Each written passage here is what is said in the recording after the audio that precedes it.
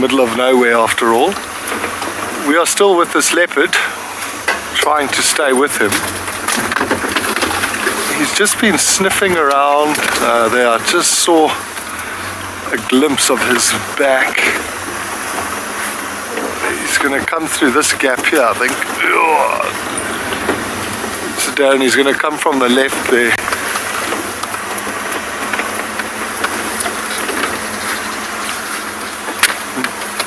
So I'm just going to stop here. We've got one little window that he's hopefully going to walk through. So he's kind of been aiming from termite mound to termite mound, sniffing. I think he's seen another one in front of him there, which he may go towards. That would be cool if he does climb up it. I'm just going to start repositioning.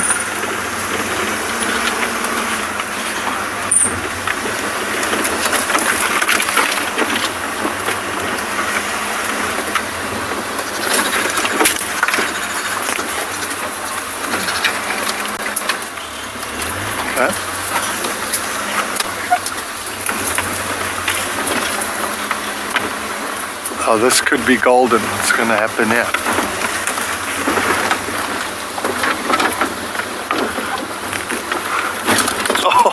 Oh, there's a big hole there. He's coming over here.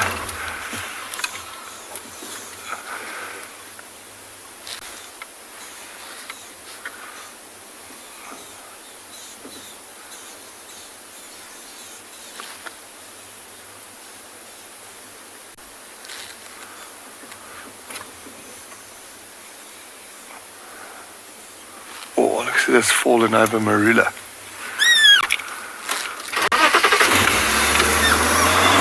So we are going to have another vehicle joining us shortly, so you might hear another car. Oh, go on it. There's a, get there forwards.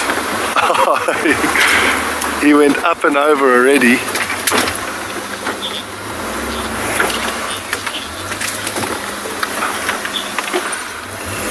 Yeah, that would be fantastic for Juma if he can stay here. Oh, let me go forward a little bit. See how he's sniffing? Have you got him there? You can see how he's busy smelling. Another leopard may have walked there. He's just busy smelling, seeing who was there. If it's a female, he's going to be smelling potentially if she's an estrus or not.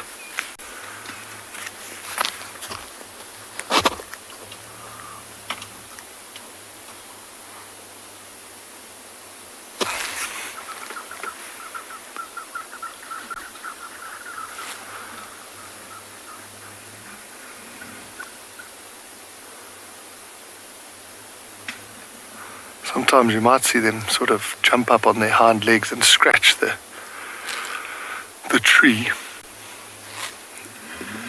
Ayo. Other vehicle dealing with a log. Oh man, look at that. Oh yes. Darren, did you get the shot? Oh, that is epic.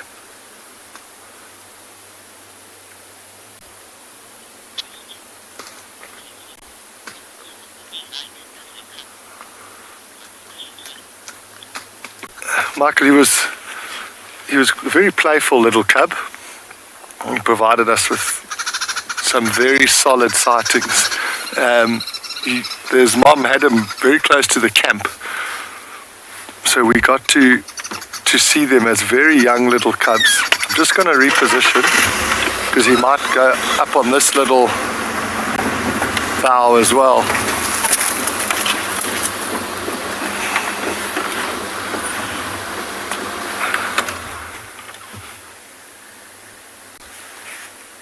I'm just hoping he's going to come around the left-hand side there. Move my hat on there. I can just see the side of his ear.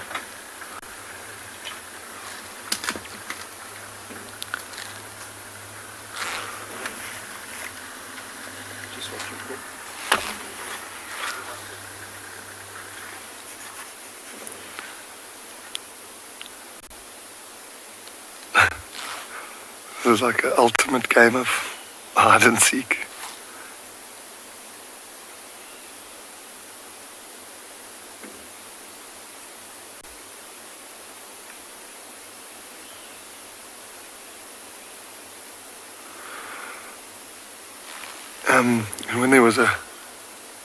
when he got to sort of a year old, his mom left him in an area called Tavangumi Koppies, which is on Singita, which is that's where he got his name. So he was often found lying on top of these beautiful granite rocky outcrops.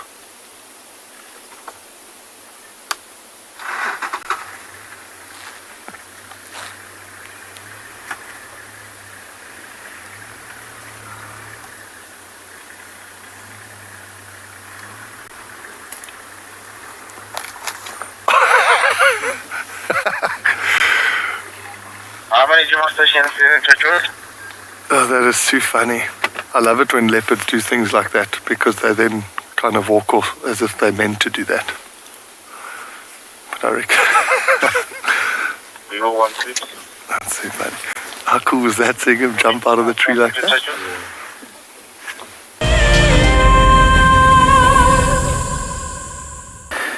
So I wanted to show you something pretty cool. I found something which is abundant in many places, not particularly abundant here at Pride Lands, but there are around.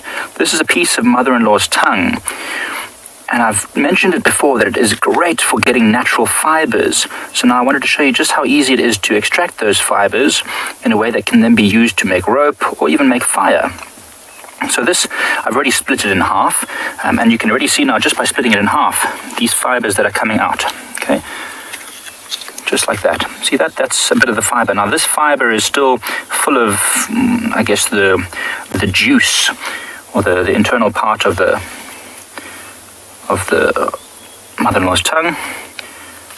But look at that now. I've just used my nail. And now you've got separated fibers, and you leave these to dry for just a few minutes, and then you can use them to make all sorts of things. Oh, see how light they are. Okay, so I'm going to show you now to extract lots of them. This is just 3 single fibers, but I'm going to try and make lots of fibers. So I won't be able to do them all right now whilst you're watching, but you'll come back to me in a little bit and I'll have more for you. But essentially, if you wanted to get the fibers off this whole thing, what you want to do first is take this waxy covering off of the plant. This is holding all the moisture in, it's holding all these fibers in, stopping them from being extracted. It's what makes this plant very hardy and drought resistant. This can live for many years without decent rainfall, and I'll show you just what I mean. Okay, so all you need is a knife. In fact, the sharper the knife, or the more blunt the knife, the better, in actual fact. So you can see this has got a waxy covering, very hard. If I just scrape across the outside very easily, you can see how that waxy covering comes off there. I don't know if that's coming on the camera, if you can see it very easily. But you just scrape that waxy covering off. And now, there on my knife is all the wax on the outside. I'm going to scrape this off, and you can already see the fibers in there now visible underneath that waxy layer. And the next thing to do, in order to get these out, obviously you'd take the wax off the whole leaf, both sides.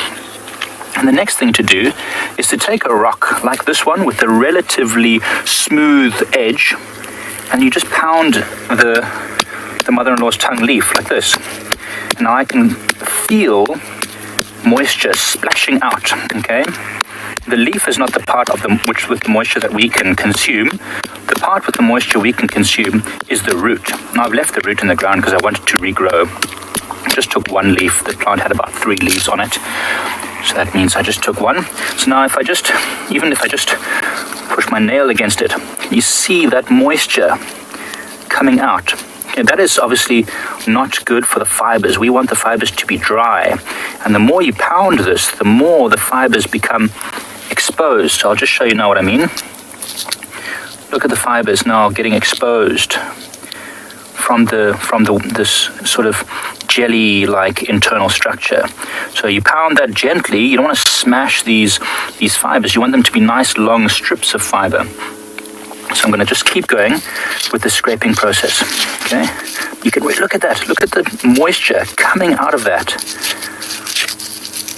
Very important to get that moisture out, and being gentle with the knife so as not to split the fibers, because if you split them here, when you try and extract them later, you're just going to get a lot of really short fibers, which you don't want. You want as long fibers as possible. Okay, so I turn it this way. So this is kind of something I do quite a lot. I show the students how to get these fibers out, and then we make it a bit of a challenge to see if they can make something with those fibers, be it a bracelet, maybe even shoes. Now, I've even had students before create shoes from the mother-in-law's tongue. This thing is so strong and so tough that if you get a big leaf, a big wide leaf, you can actually, like the leaf sometimes is double the width of this one, or triple the width, and you can use that as the base of something like a flip-flop or a sandal. And then you use the fibers that are extracted with a needle and you sew it over, and then you can literally have a sandal that's really, really hard wearing. And we've had students sometimes wear them for a couple of days just around the camp to show just how strong they are. So I'm going to send you to Trish in the meantime whilst I finish extracting the fibers of this plant, and then in the end I'll show you just how many fibers I can extract from just one plant in a short time. Right? Wish me luck.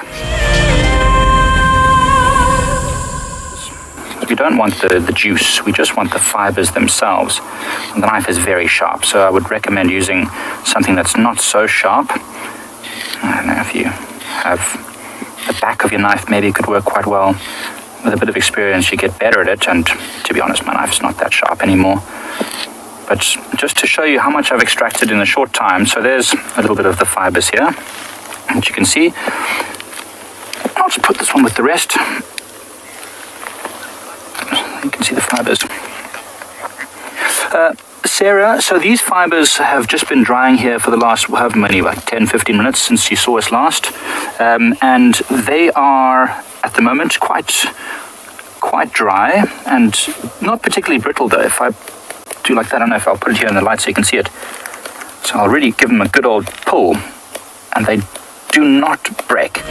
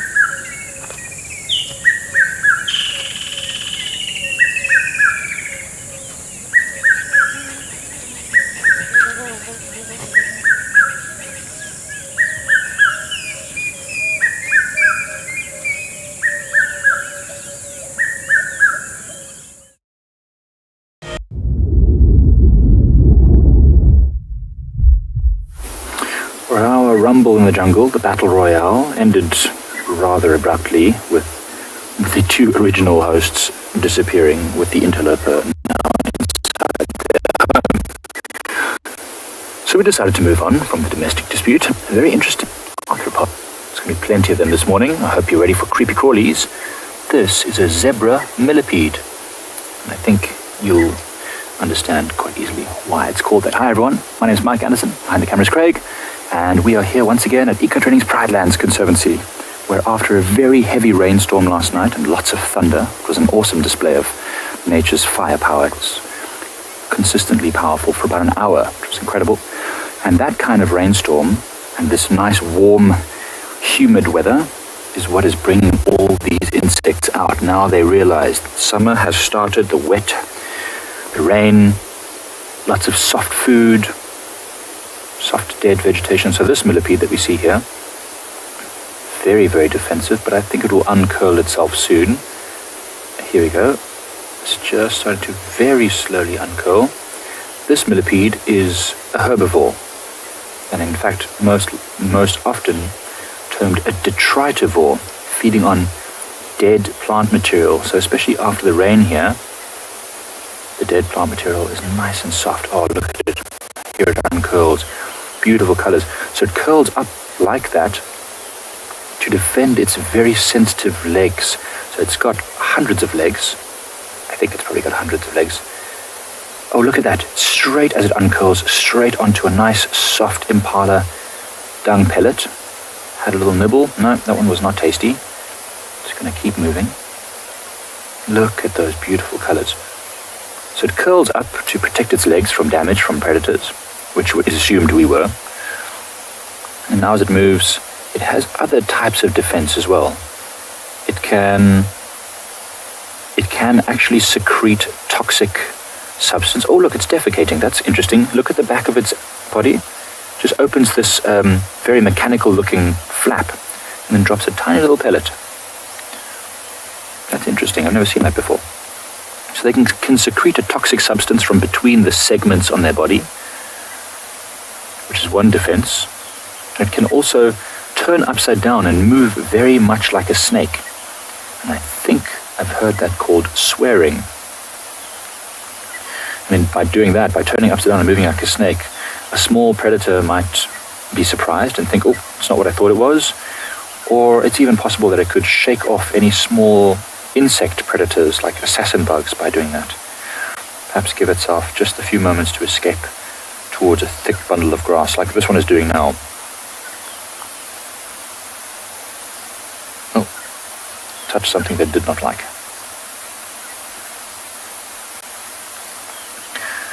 The ferret, that is easy to find out. I've never measured my hands before, but this one is about as long as from the end of my index finger to the corner of my thumb. So that long. That is how long this millipede is. So what is that? Maybe 15 centimeters? No, a little bit. Yeah, around about 15 centimeters, maybe a bit less.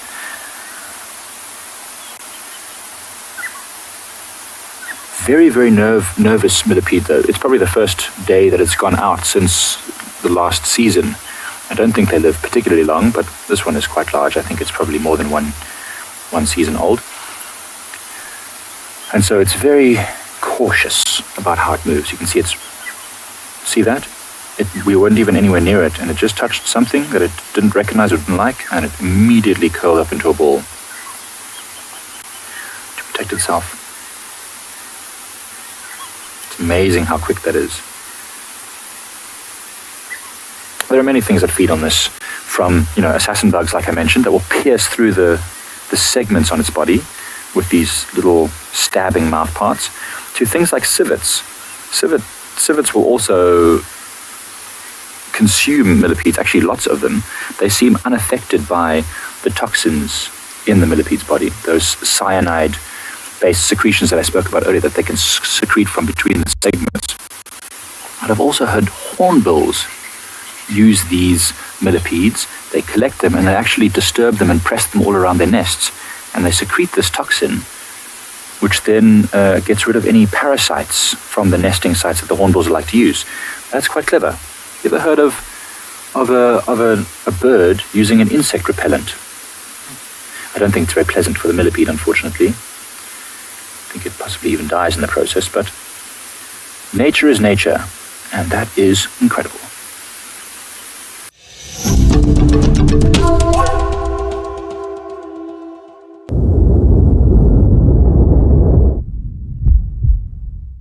I don't know if this is also Ngwazi, Hart, and Gingarika again, the same 4 from yesterday. Which is fascinating. Look at the tails. Look at all the tails.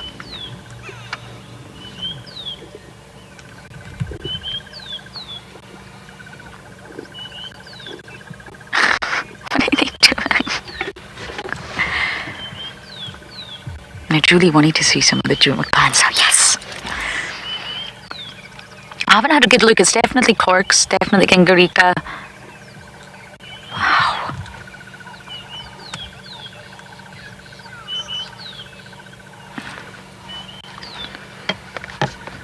Getting my binos out.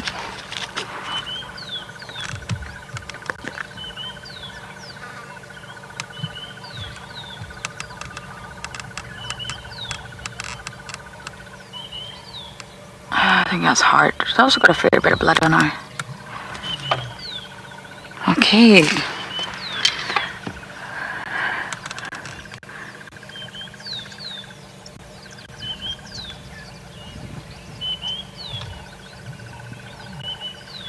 Corks has got that tail up. Let's just... No, we're going to stay here.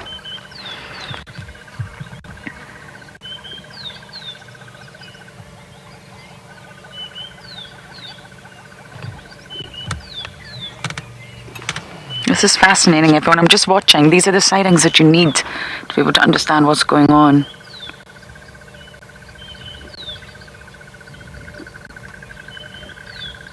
Corky's elbow is quite bad, her left elbow.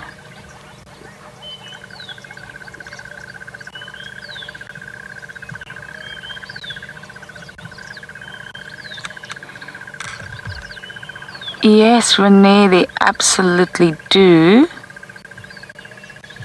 This one's also injured. Renee, I'm going to come back to your question. I'm just very fascinated by what's going on here. The one at the front. Now, who are you? You got blood on you. I've got Gingarika, Hart, and Corks.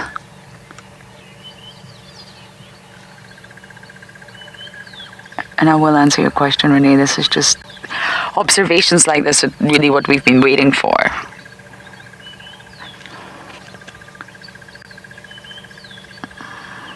Hart and Cork seem to be buddy-buddy right now. The tails generally mean dominance. They're up.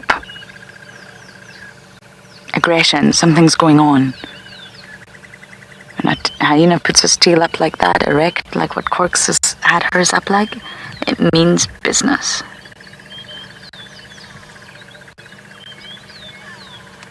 So I'm sure you can all see that Corks is absolutely fine. She's fine. She definitely is injured. Hart's also got blood on her head. What have you guys been doing? Look at Hart and Corky like this. Are you guys BFFs now?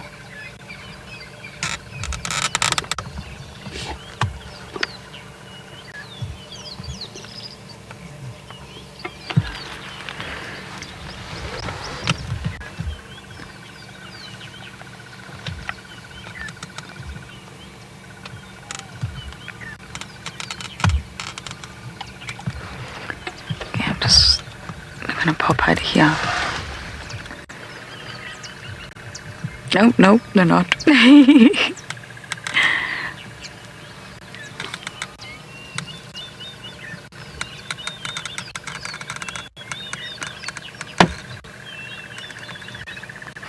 I'm gonna go forward one. This is just utterly fascinating. We just happen to be in the right place at the right time here.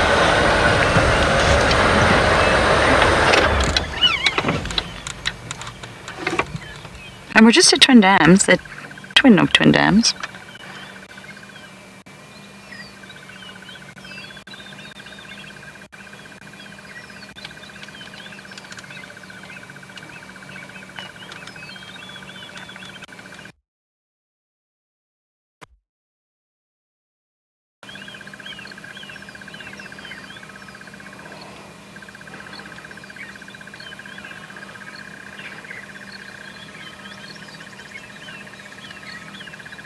There could be an intruder around, an intruder hyena.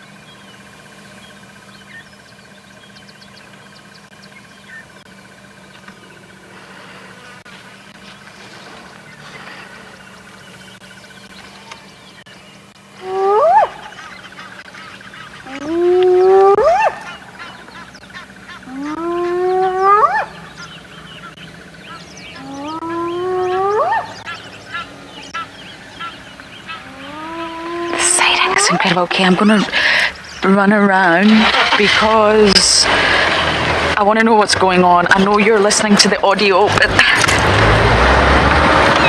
they're talking to you, Julie. This is incredible. This is the sighting we've been waiting for. What is going on with the Juma clan?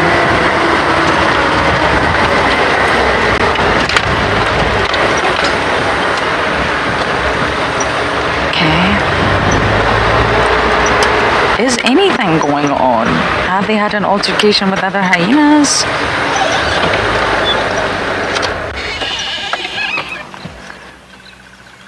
Now we're at Twin Dams. We're very, very close to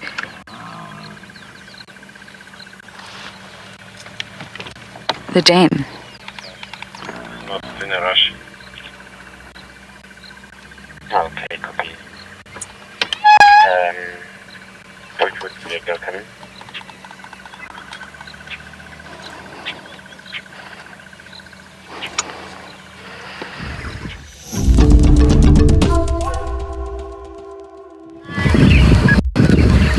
Sitting by the dam, watching all the impala acting nervous, the birds calling, the birds trying to shake off the rain. It's quite an awesome thing to do when the rain stops because you're not getting wet. So we're just going to take this moment to just sit and listen to all the sounds around the dam.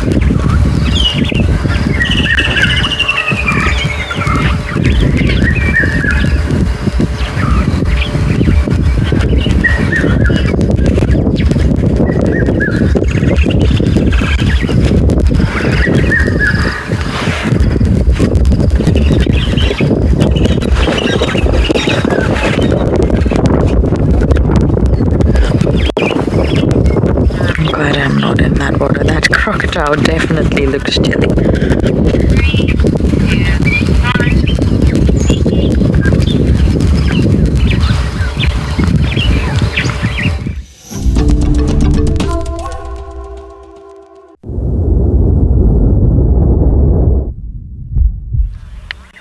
So much action here, everyone. How long has it been since Ribbon initially took the matriarch role? Ribbon took over in 2019 November. So 2 years. Or was it 2020? It was 19. So she's been the matriarch for 2 years, guys. Something is really going on. Now, Gingarika's come right next to the car. She almost ran to the car to lie here. Look at this. Scratching her head. It's almost as if she feels a little bit of comfort in the car. And I can't explain what's happening here. Corky's up to no good. They've all got blood on their face. All of them. Even Intima. Sorry, Owen, I'm putting... Let's just look at Intima's ears here, because I don't think it's blood from a kill. They've either all had some sort of altercation with other hyenas, or there's a massive internal dispute going on. And when I saw them yesterday, I didn't want to think that. I didn't want to think there was anything going on, but Intima is not acting like Intima, everybody. We have just been sitting here watching Corks dominate Intima. How can that be?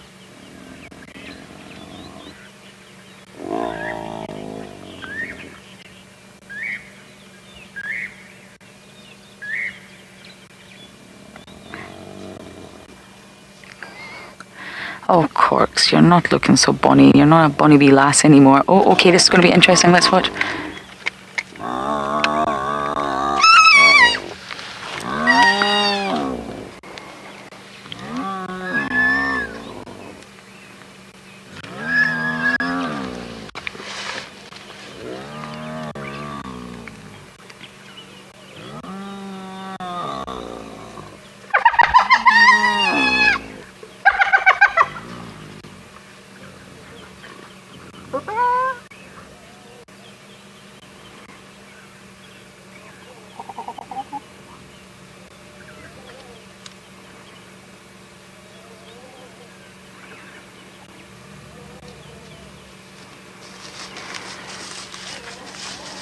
Corky's acting very dominant, guys. That tail has barely been down. And Angela, I'm really not sure. I don't want to speculate at this stage, but I do feel something has happened. Yesterday, I thought it was an internal dispute over possibly food.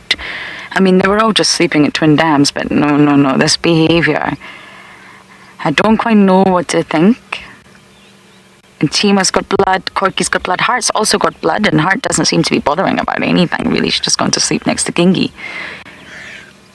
But Intima's the one that what is going on, girl? She looks skinny. I think she may have lost in Tambu, everyone. But we don't know that yet. We don't know that.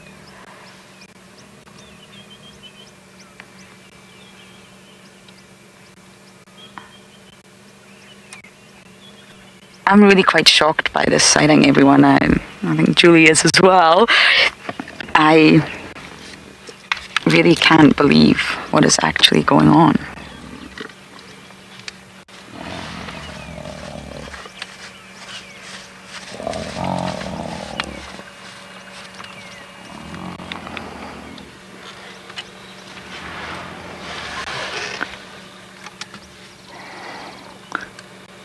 This is all stemming from Corky. Corks, are you causing trouble, girl?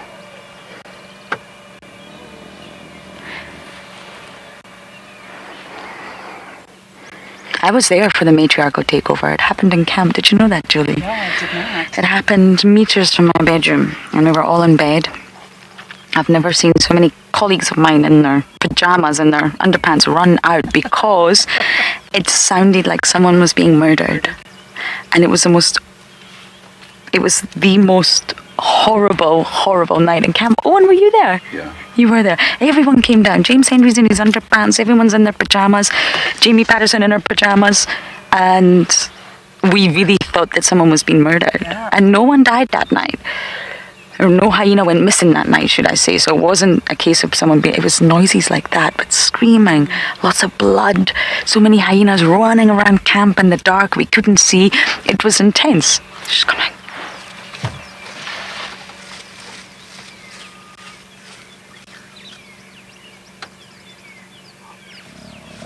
Corks, girl.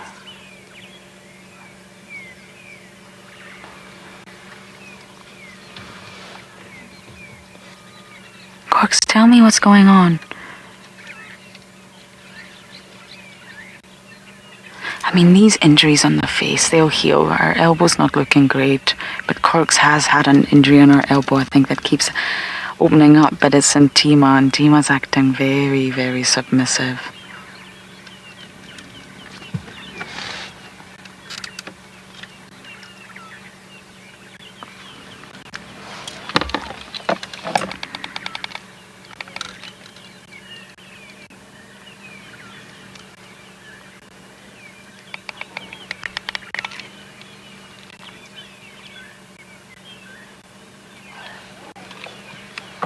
I hope a better approach you can take.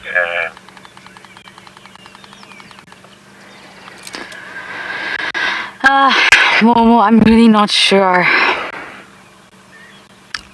I would like to think not, but naturally there was, I believe, a situation at Pridelands, and it all depends on the situation. It all depends on people's behaviour and how they are actually, not people's, individual's behavior and how they are acting to whatever is going on.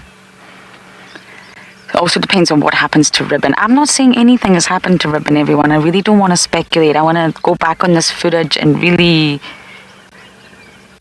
if you slow-mo, you can really look at who's dominant at that moment. I mean, I think it's clear that Corky is dominating in Tima for some reason. So my question now is Ribbon. We've seen June. June is chill. June's been sunbathing and going to the spa every single day. So what's happened with Ribbon? I haven't seen her in a few days. And for her cubs at this stage, Momo, I don't know. But I've not seen Corky act like this since 2018, 2019. I love Corks, and she's had it tough. And this is the anniversary, just I think 2 days ago, of Darkmane attacking her. 3 years. She's not had it easy. She's an absolute survivor. And the thing with the hyenas, I love them all. Ribbon and Tima, Heart, June, Corks, love them all. I couldn't possibly ever sort of choose between them, but they've got to settle their disputes, I guess. And something is going on. I've never seen Tima act this submissive in a while. Her mum's a matriarch after all.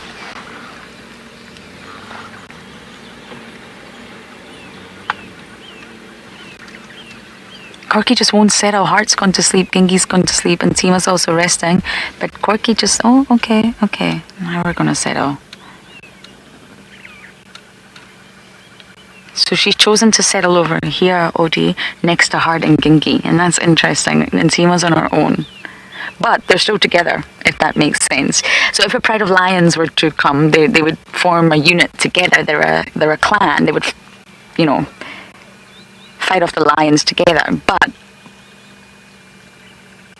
between these individuals, you've got a close relationship here between Heart and Corky forming, or has already been formed. And Gingy's obviously going to be with her mum. And then you've got Tima on her own here that screams every time Corky comes near.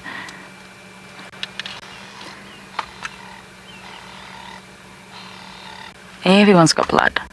And it doesn't look like blood from a kill.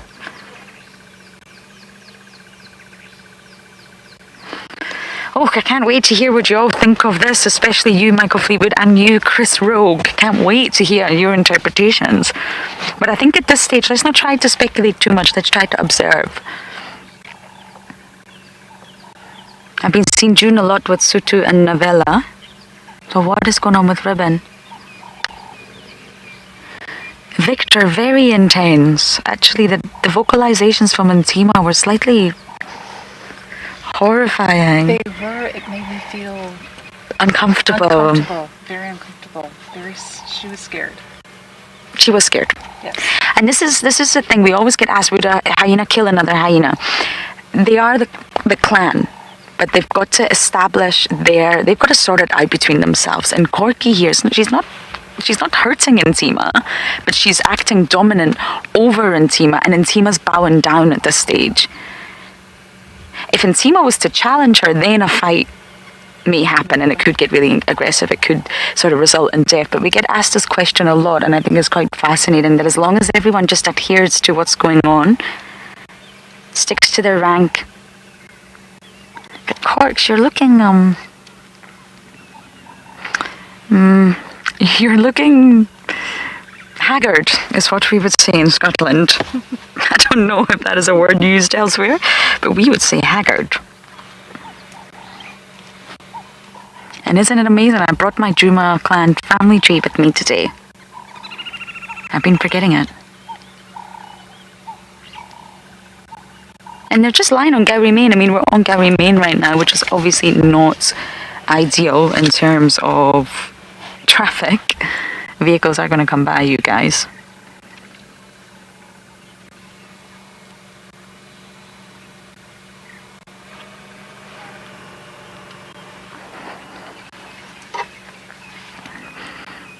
I know many of you love hyenas. I do speak to Chris and Michael a lot about hyenas, but I know many of you love them. And I think at this stage we'll just have to... But we did watch Ribbon assert herself over June the other day at the den. I think that was a handful of days ago. Ribbon was in the dentrance, the huge, and June came. There seems to be a nice bond between them right now, Ribbon and June stood over her to initiate a greeting ceremony, but Ribbon 100% asserted herself over June, and that was just a handful of days ago.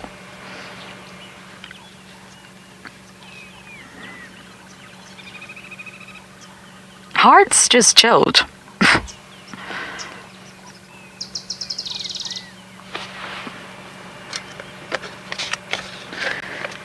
I wonder what's going on. I wonder what's happening at Ribbon's at the den, and oh.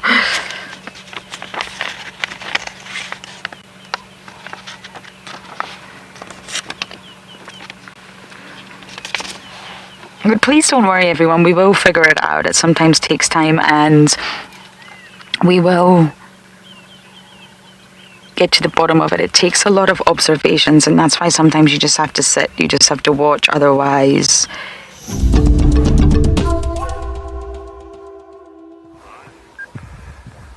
okay, so I think what we might do, there's a little darter that just popped up in front of the hippo. They're just looking for fish. I must say, you can always stop at a watering hole and there will be something to look at, something to entertain you. What a tough bird to follow, hey Odie, the darter. You just never know where it's gonna pop up.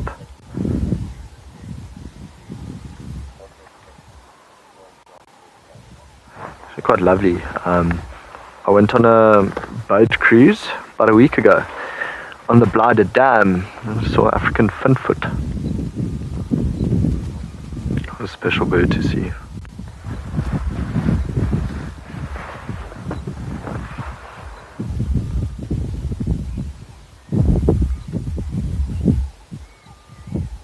Oh, it's lovely to sit here, get this bit of a breeze and just listen to all the bird calls around you.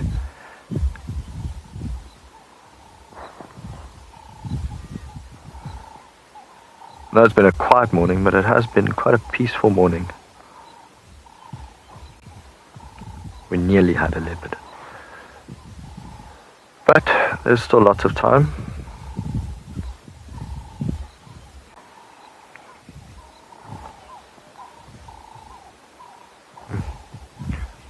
So many bird calls. See, is that hippo? Let me just check through binoculars if the eyes were actually closed. So yeah, they would have been out all night feeding. You can see those eyes are drooping a little bit every now and then. There we go. Closed and falling asleep. This is actually quite nice about the design about a hippo, or of a hippo. It's just all senses are above water while the body is below water. Now the male has popped up its head. You can just see the head a lot wider than the female that we were actually focused on. I'd say quite a rhythmical sound there. When they come up and they breathe out like quite nice. But I think they'll just spend the entire day here staying away from the sunlight.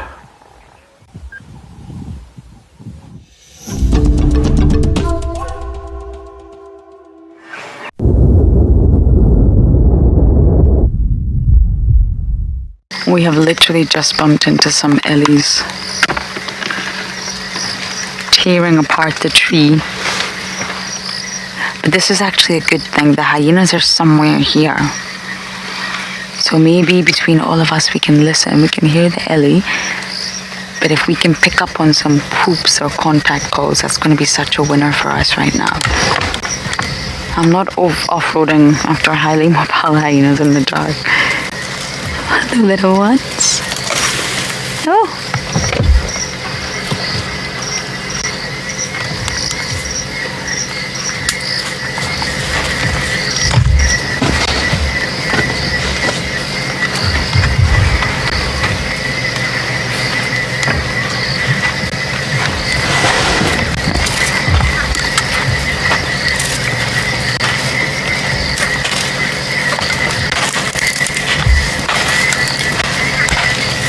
Want to say hello.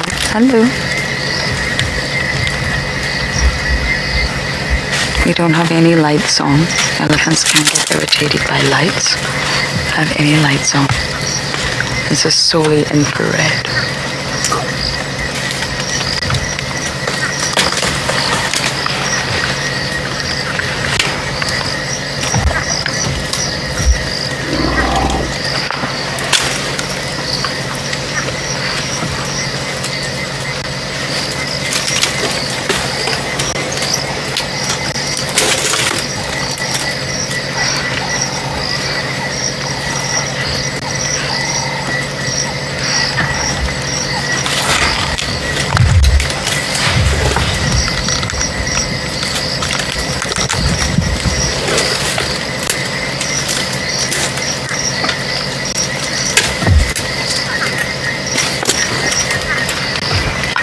You guys listen and just enjoy this.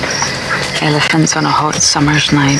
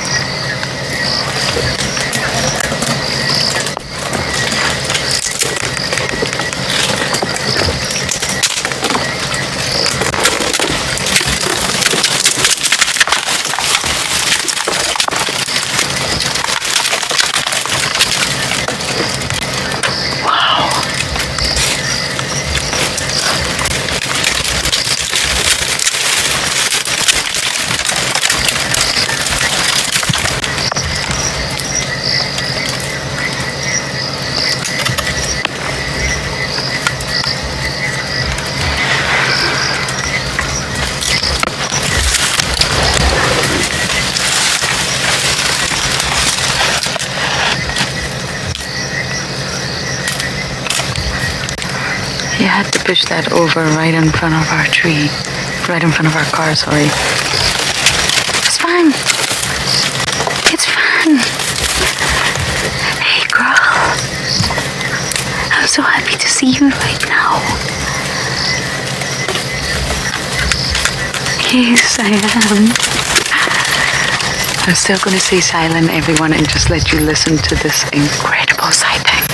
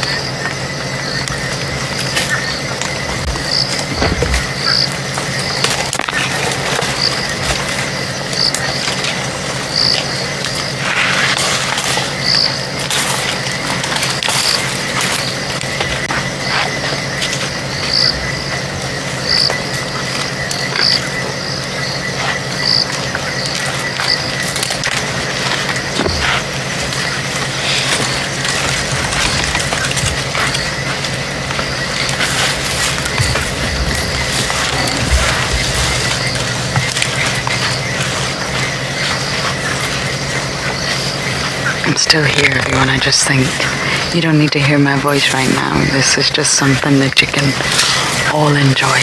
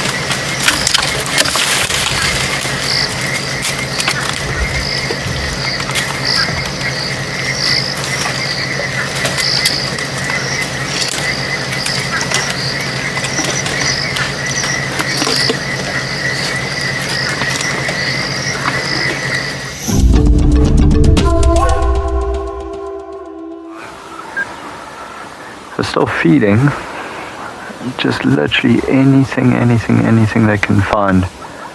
They'll put into their mouth now, slowly chew, swallow and do it again.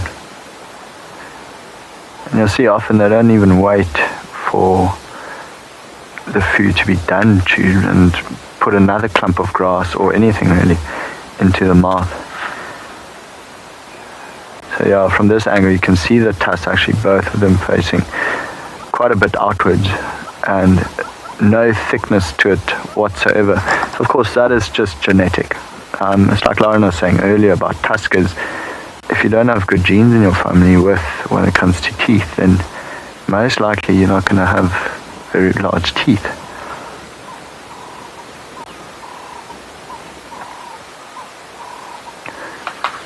Well, didn't want that branch, it was just in a way, so quickly broke it off.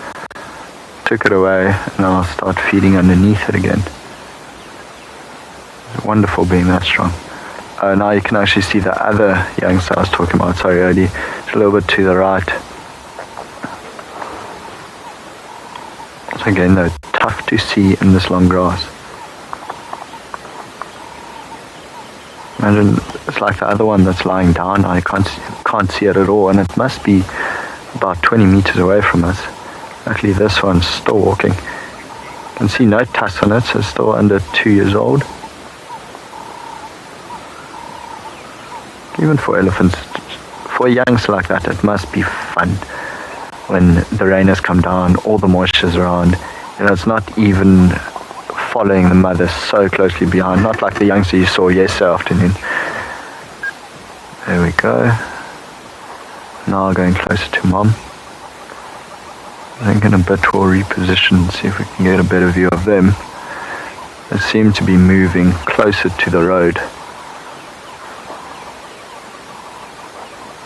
Slowly move on, see where they go.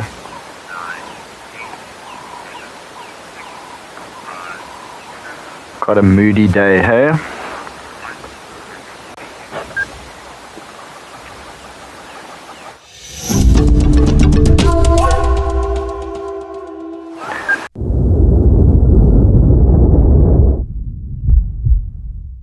Well, that's pretty cool. There's a genet that's been watching Shasha all along, just on top there of that other really thin marula tree.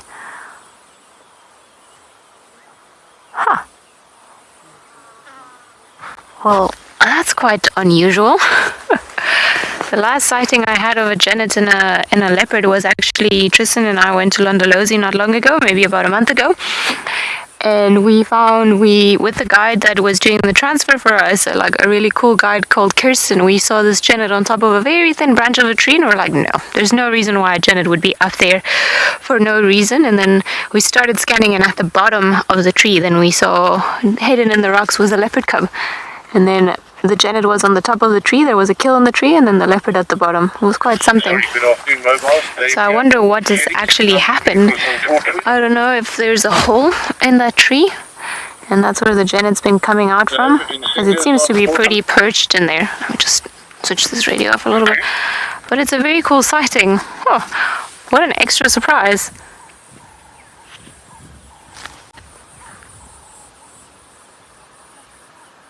I don't think this genet knows what to do.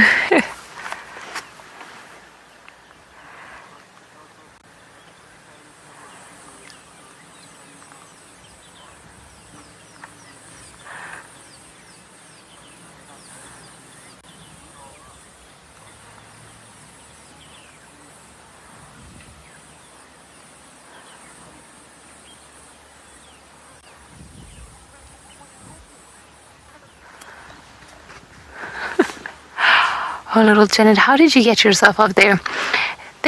Genets can be active during the day, but they're mainly animals that are crepuscular or nocturnal. They move around in lower light conditions, and that's when we tend to see a lot of them. But they can, as we know, they can move sometimes during the day, and today is a pretty dark day. I mean, it's been strange weather, so perhaps it was busy out and about looking for food, and then, I don't know, maybe he bumped into Shasha, and he was like, nope. Went up the tree to try and stay away from it. It seems like an older genet as well. Almost looks like a little bit of a Yoda because it's got a broken ear.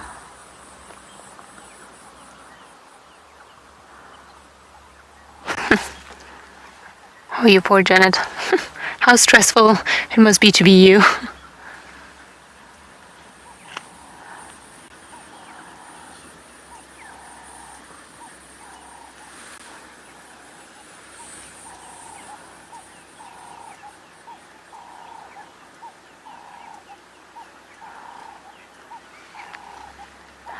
And I agree with you. The sighting keeps getting better and better. It's unbelievable that this is one of the best views of a genet that I've had in a very long time.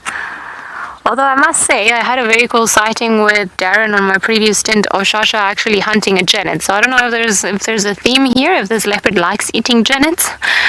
Maybe he chased that genet up a tree before he got the impala. I mean, there are a couple of possibilities. Because this is, yeah, like I said, this is the second time that I've seen Shasha close to a genet, or, well, we don't know if they were involved. The genet definitely knows that the leopard is here, but I don't think Shasha knows that the genet is there, or if he does know, doesn't seem particularly fazed by his presence or anything like it. He's not even looking in that direction.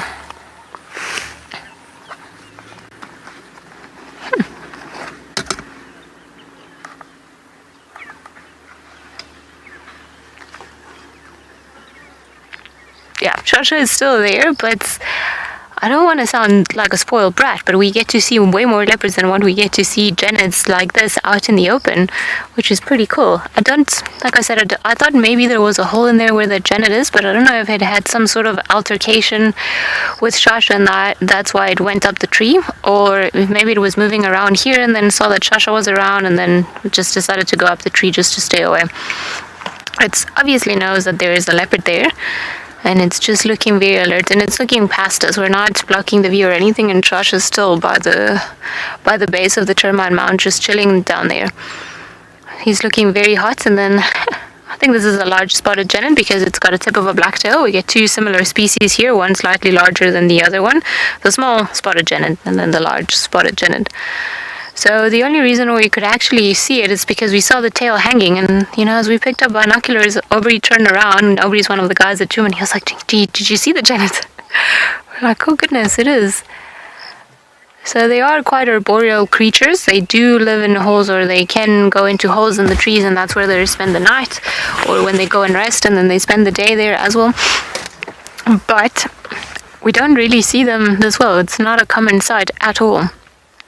It's more common during the night when you go around with the spotlight and then you see them, but it's actually a very special sighting, what we're witnessing now. Like I said, probably an older individual. It seems like it's missing half an ear, or, well, not missing, but it's been split, so I wonder if it's run to Shasha before, or ran into Shasha before. Maybe it's just looking to go down there. It is facing the bottom part, so I don't know, maybe he wants to go down there. Oh, let me just turn the radio down a little bit.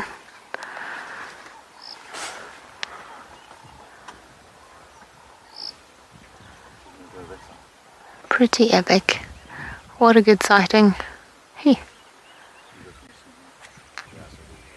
afternoon assessment station, Shasha, Onemana Papa, Samuel, Louis, Junction of Penamati, police station on the log, and also. That's so cool. And then the fact that it's so chilled and Josh is he's still resting. So I know we want to see the leopard, but let's see what the genet does, because the leopard will very likely just move back to the kill.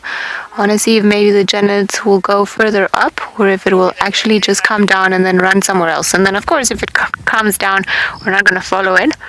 I don't think it'll be a very small creature to follow out in the bush. It'll likely run into another tree, and we won't be able to see it. Also, we don't want to get in the way if there's a little genet running away from a potential predator such as a leopard. I don't think Shasha would be interested in the genet though. Not today. Maybe another day that he's hungry, but today he's got a big kill there that he doesn't need to worry about. Ooh.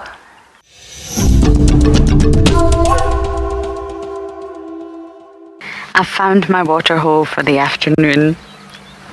The twin of twin dams, Lawrence Pan. And look how sweet is this. This is something you don't actually often see, a tortoise drinking. A leopard tortoise. You don't often see that. You see them on the road scuttling away, moving away. It's quite rare to get amazing visuals. And this one's actually drinking. Oh, that's so sweet.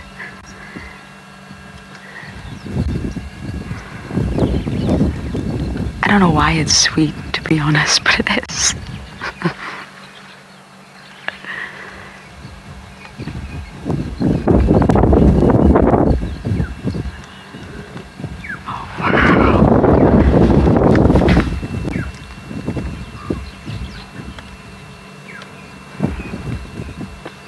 Completely replenishing its water levels.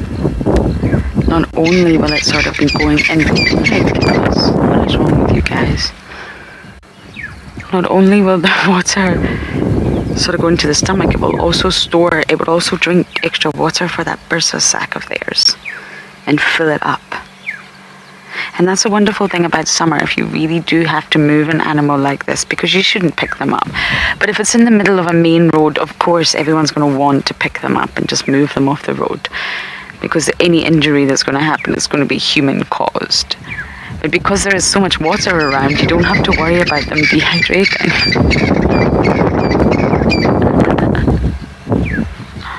This is so lovely. I don't know if I've ever seen one drink like this before.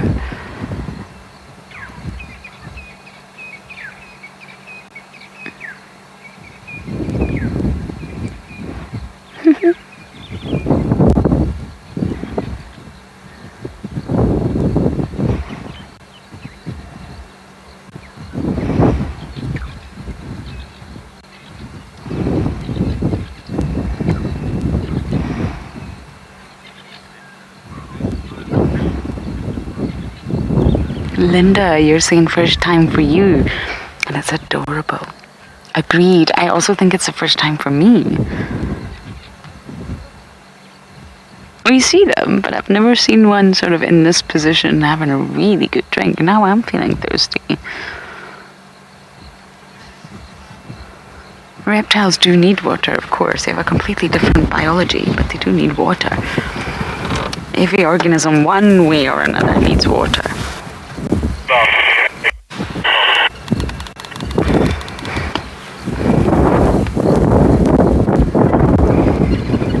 I can't believe this panda has water. I'm overjoyed. We're going to spend a little bit of time here. I'm going to try and do some dragonflies, listen to bird calls. I mean, it's not quite the pan that it will become, but I've spent many, many hours here. It's brought me lots of happiness. It's a wonderful place for birds, for the weavers, for insects, and clearly for tortoises.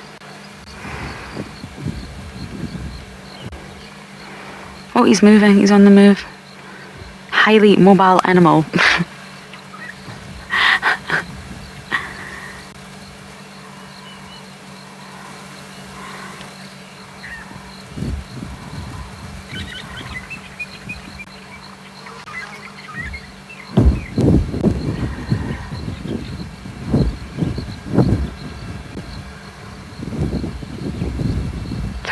heavy. Oh. Are we eating now? Remarkable. We've had a little drink and now it's time to eat.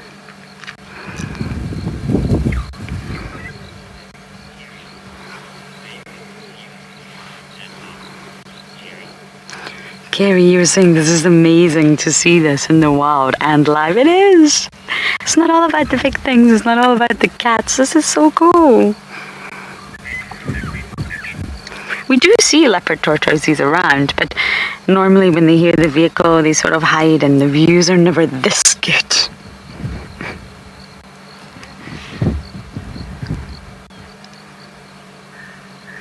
I don't think it fully realizes that we are maybe here.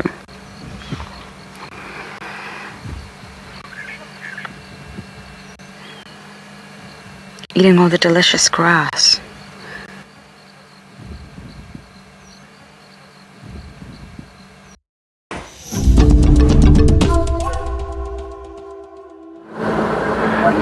We're just quickly looking at tracks. I don't know, Odie, if you can run that up, because you can actually see, just to give you an idea how easy this is after rain.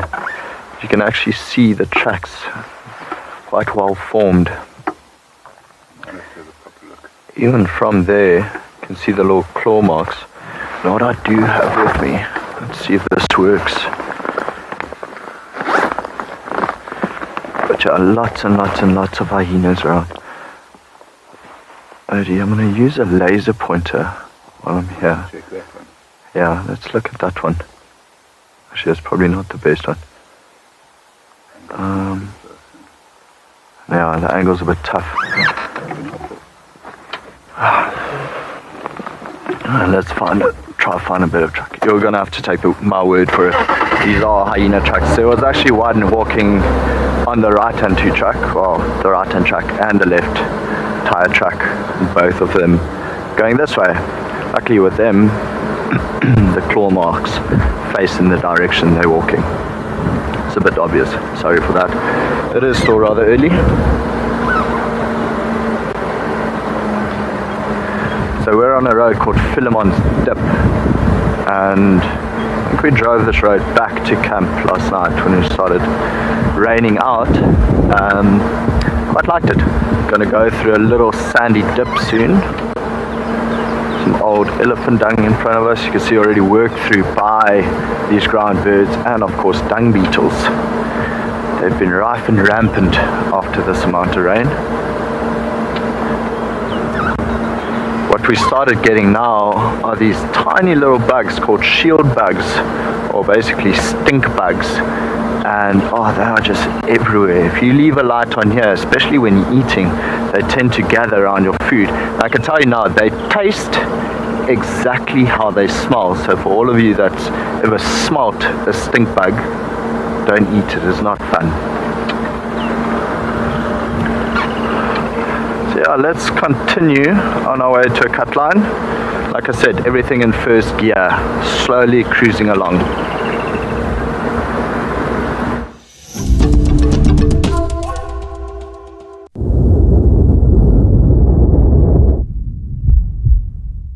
I'm going to really struggle with the ID because it's dark, I'm not going to lie. So we'll need your help. We've got 5. I can only see what the infrared sees. It's going to be tough. But let's do it, guys. Hello. How are we all? May I ask where you have all been? Okay, let's try and zoom in nicely on them, Darren, and try and get some IDs. Oh, tail up. Look at that. Is that corks? And she's like a supermodel wading through this. Oh, no, we're just going... Okay. Going for a swim. Nighttime swim. Jolly good. Can we zoom in any more here, Darren? I know it's tricky. Yeah, so this is corks. Okay, next one. Heart. Okay, there's a third one coming. Oh, yeah. an excitable one.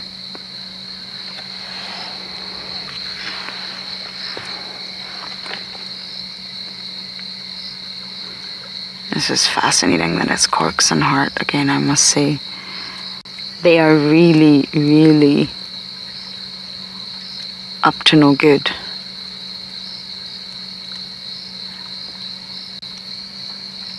Oh, we're peeing in the water. How wonderful.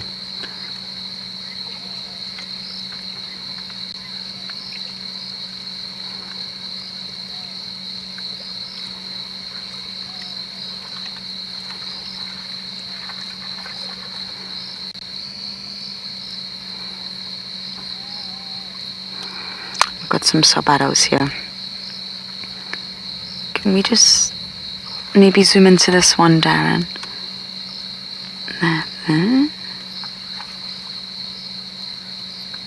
I think that's Gingi. That's Gingirika. Okay, so we've got heart, corky, Gingi, and then let's try and get one of the other ones. Oh. Okay, that's... Another one to our Yeah, let's... Oh, tail up, what's happening here?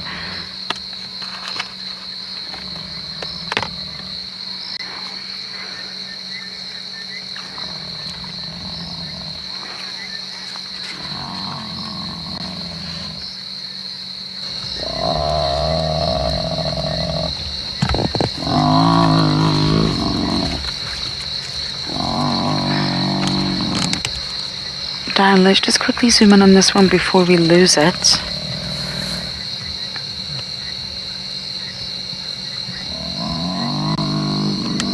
Comet!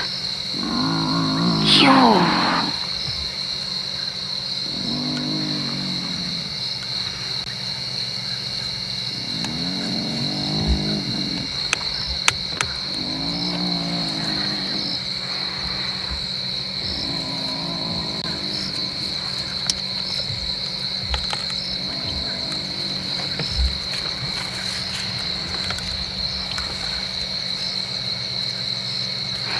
I'm gonna guess the other one's Novella, the other sub-addo, but that's the one I'm unsure about.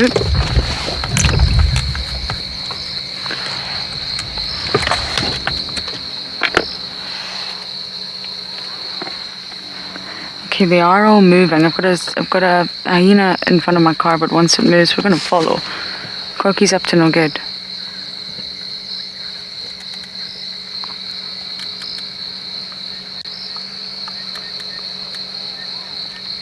The den was inactive, by the way. And we are at Twin Dams. Come on, little one.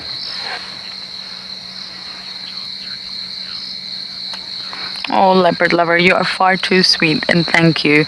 It took a lot of patience, shall we say.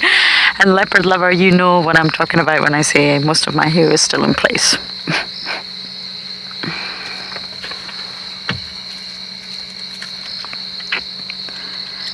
There's something key about this Twin Dam area, and look at this one.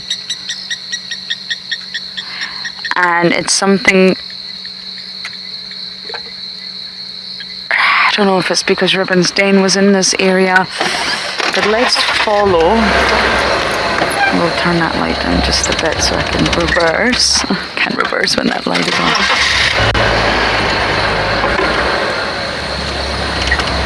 That only took me, what, 3.5 hours?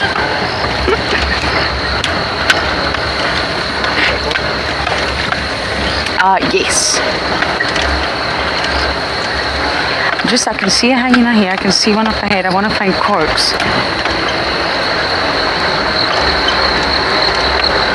The comms broke up there, so it didn't get the name, but I do agree with you. I absolutely think that plans are being made 100%. And I didn't. That first day when I first saw Corky, I thought, oh, okay, she's sleeping, she's injured, okay. Do you know they're almost at the den. What is going on?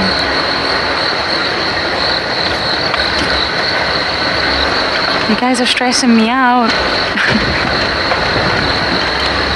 I'm so glad I find them, and it's interesting. It's interesting dynamics.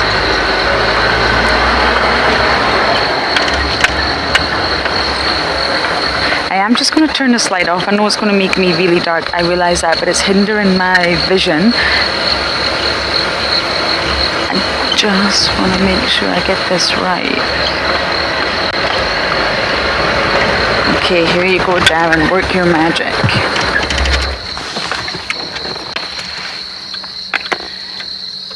They're about 50 meters away from the den that we know of. Look at this greeting ceremony.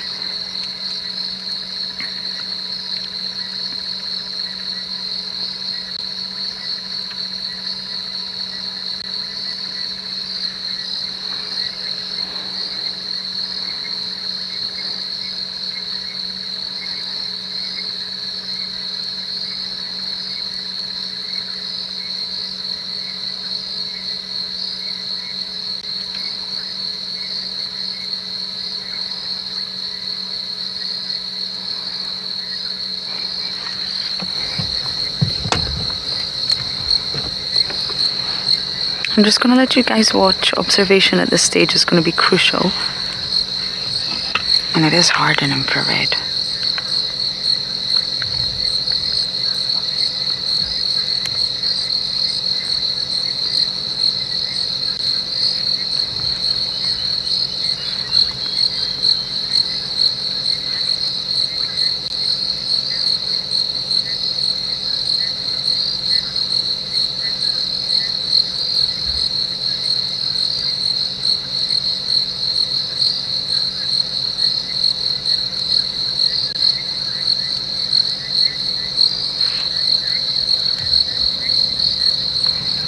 Now this is quite naughty of Comet, because Comet was very close to Ribbon, following Ribbon's every move. It's even thought that Comet's the potential father.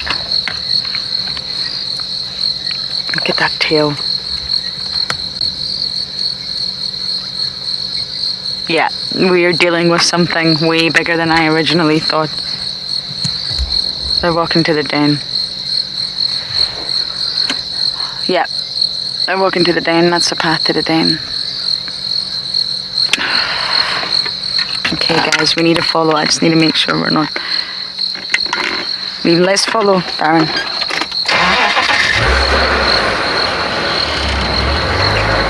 I know I'm in the dark. Sorry about that. I'm just trying to use my eyes rather than putting artificial lights on them at the moment. I've still got a little bit of vision. I eat a lot of carrots.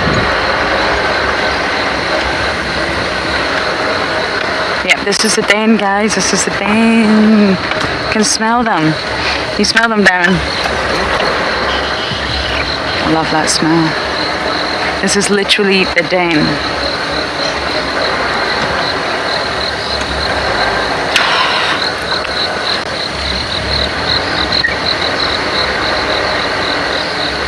I can't explain it at this stage, but they are on this road now. I'm going to stop.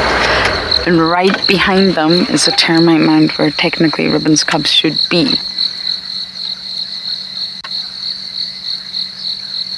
They're in this exact area. Why? I'm going to just keep up with them. I want to see what they do when they get to the termite mound.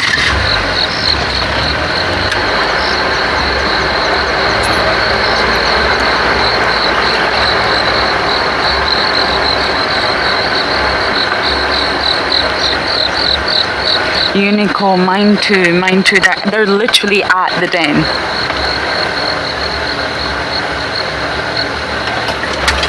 And I just don't entirely understand why. They're here for a reason.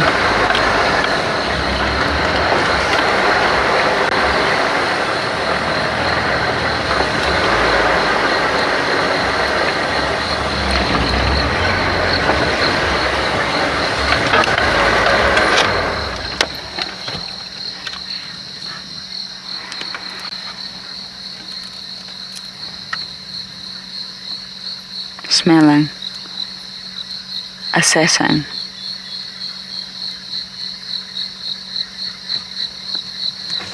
I think they're looking for Ribbon. They've left the den. I'm just going to go forward a little bit.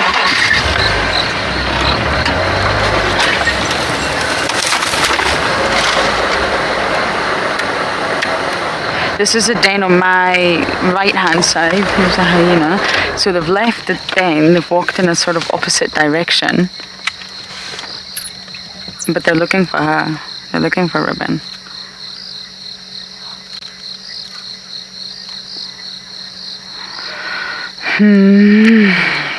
Okay, I'm going to follow a little bit because it's a game path, sort of animal path that we can get through. Corky brought them here for a reason. She's smelling for fresh scent. This is not good. I've been staying very positive and trying to avoid speculation because really you don't want to get hooped up, pardon the pun, and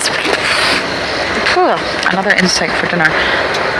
In speculation, when you need to observe, you really need to observe.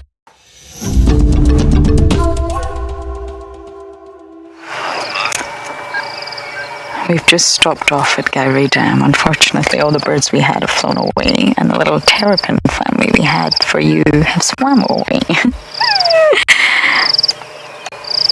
So we're just going to sit and admire them now, and we're stuck with the greenback. I love these birds. They're very active. Like it.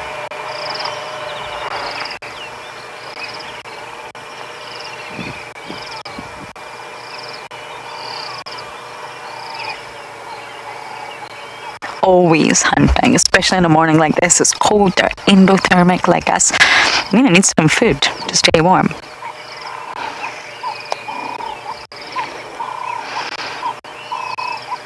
Oh, I think we got something there. I think it was just an insect. Oh, he's going for the insects. It takes a little bit more work to get fish, that's for sure.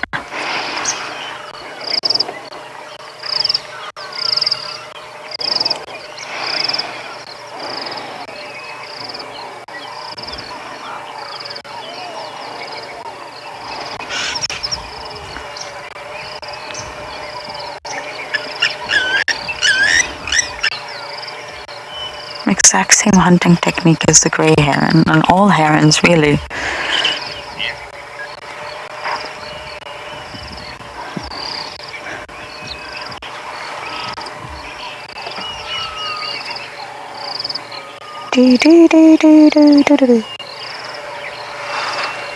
I'm getting better at that bird call. Good old Dietrich's cuckoo.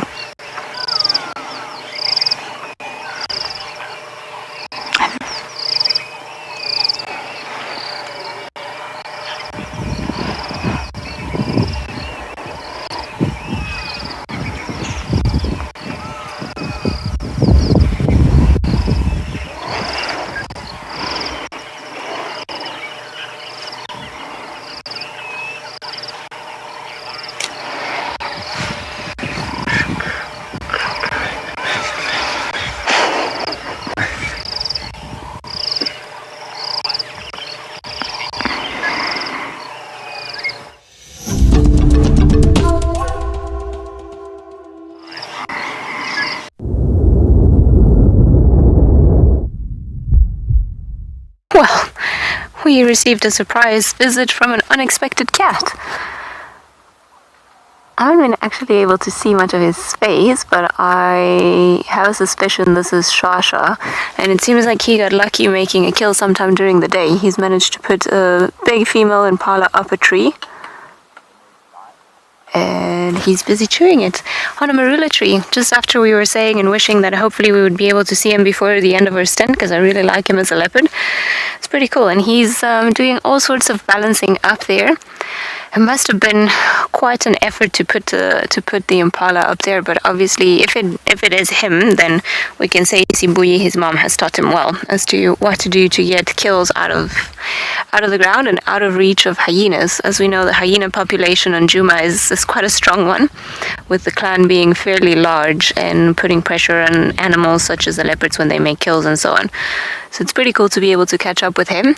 I suspect this is what the vast majority of the animals are doing. They're feeding or they're eating on something, because when we have big storms like what we did yesterday, it's really good hunting opportunities for them. So happy to see that one of the young males actually managed to get something, which is quite impressive. It doesn't seem like he's eaten a lot. I don't know from the other side, because we didn't find him. One of the other Juma vehicles found him. It seems, I don't know if he has managed to open the stomach, or if he's just fed on the back a little bit, which could also be the option. Very cool. I haven't seen a leopard with a kill up a tree for a while now. Huh. Very exciting times to spend an afternoon, and also to find a cat that is not asleep.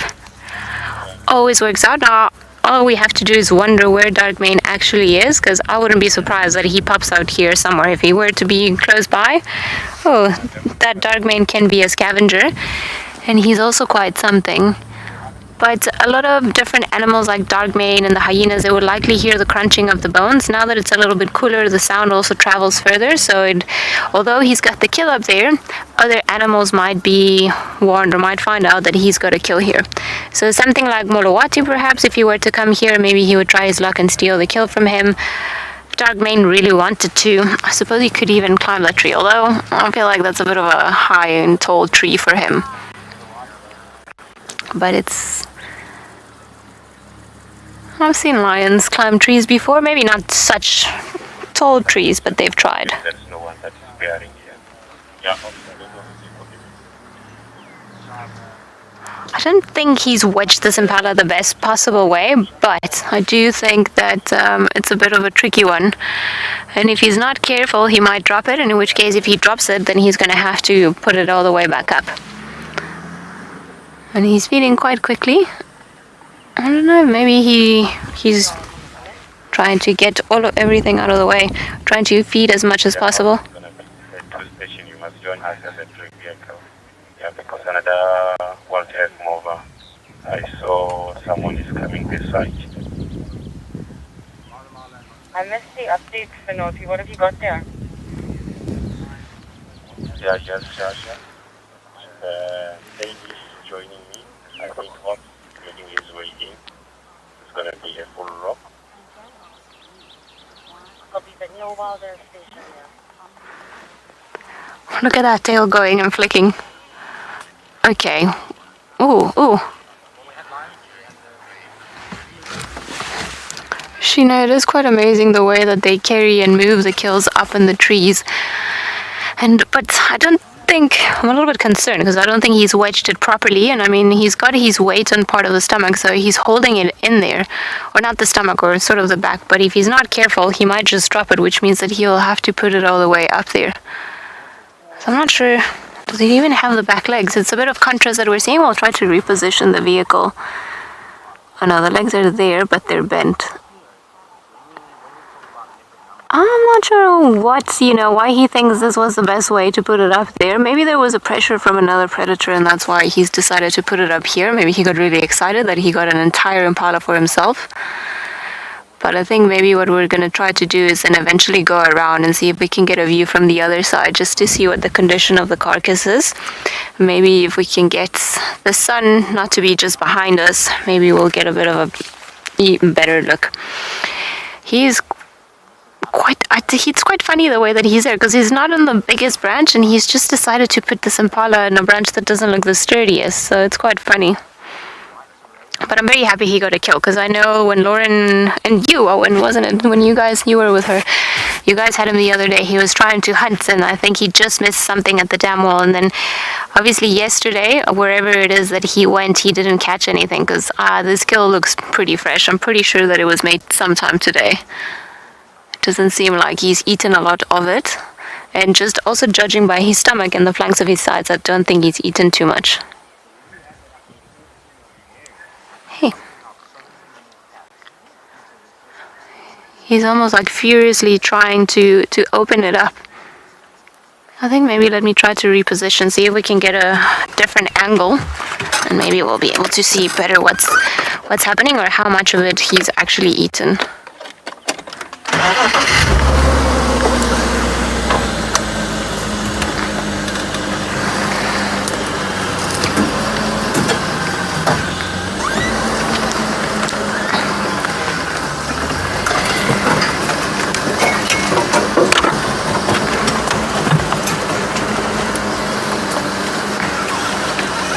Does that work, Owen?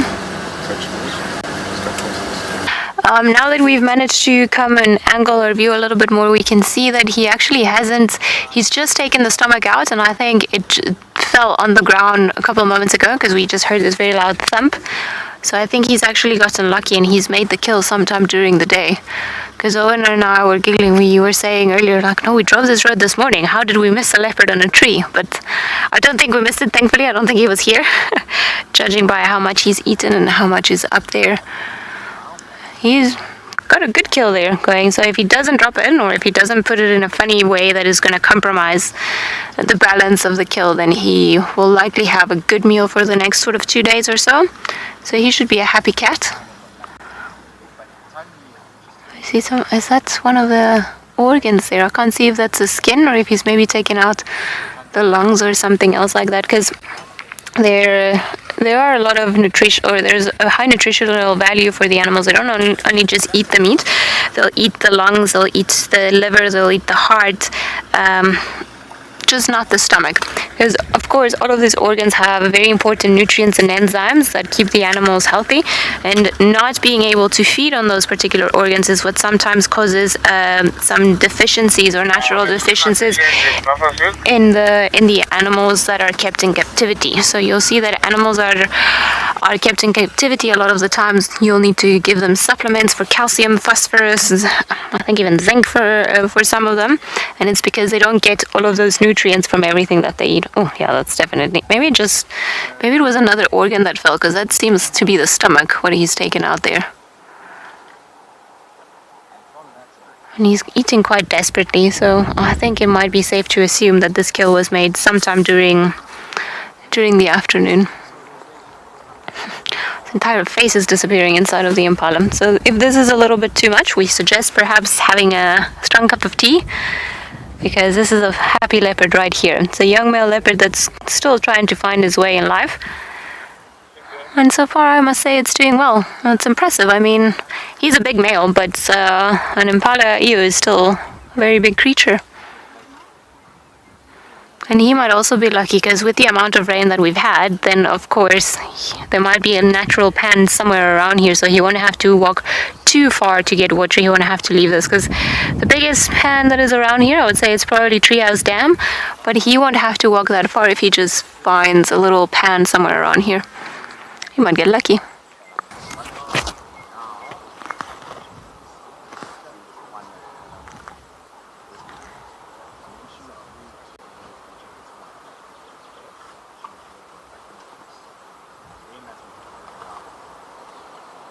Well, I don't know what fell earlier. Maybe it was the heart. Maybe a big piece of meat, because he's definitely, that round thing that you see next to his face, that's the stomach. So he hasn't even pulled out the stomach contents. And it's quite amazing if you think about it, because a lot of the times the leopards, particularly the females, will feed on the kill a little bit just as they make the kill, but often they will try to open the carcass and get the stomach out to lighten the load, especially if they want to put it up a tree. So the fact that he's put this entire impala, even with the stomach that adds weight on top, it's quite impressive.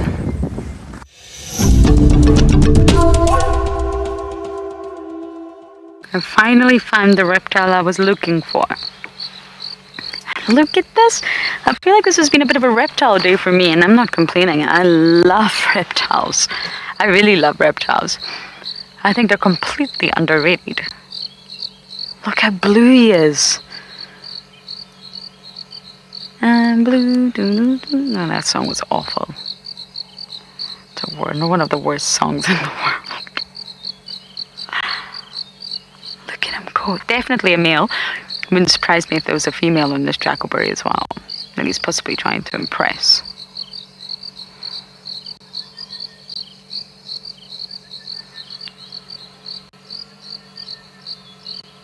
I mean, seeing a color like that out here in the bush is really quite striking. It's actually such a beautiful color.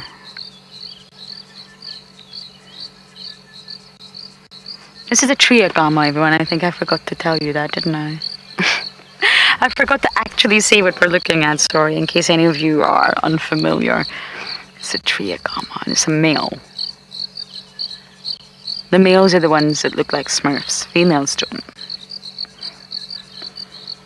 Is he going to do another jump, Darren? We actually watched him jump from one branch to another like a frog. Are you going to do it again?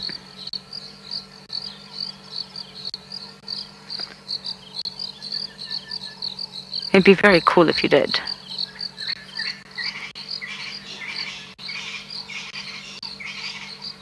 No. We are climbing down now. Yeah, he did. Did he? Yeah, not a huge one like the last time. Come back, little guy.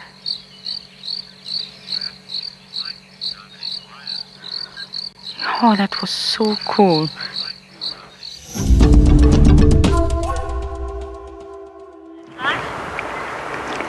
We're just sitting watching the landscape after the rain. The sun is not quite popped out yet, but at least the rain is gone. And the birds are singing, they're trying to dry off. So we're just going to sit here for a moment or two and listen to all the sounds after the storm.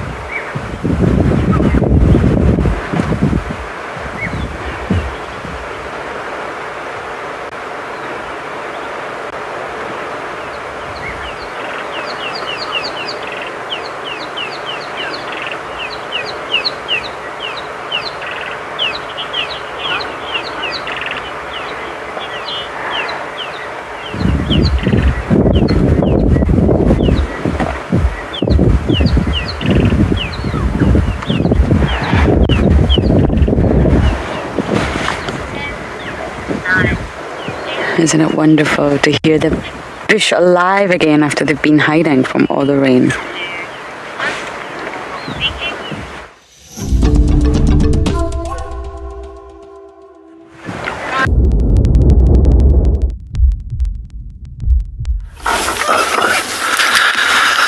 Welcome back, everyone, to and beyond Phinda Private Game Reserve.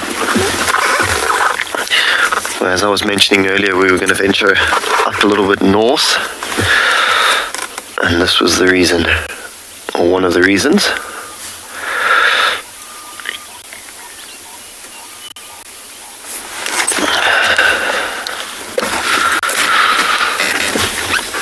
So it's, as you can see, two male lions. The other one's just a little bit further past this one. Both are lying down.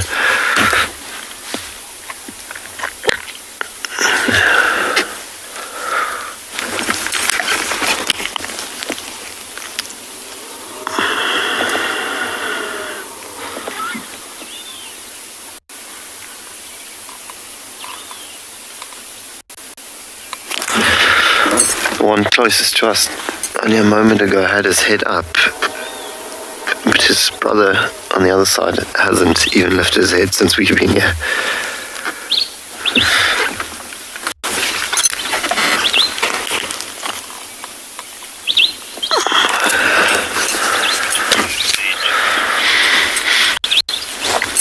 Nectar's asking which pride are they in charge of, and that would be the North Pride, the pride that's in the northern part of the reserve. There's 2 males up here, and then until quite recently there was also 2 males in the south. Oh, he lifts his head a little bit.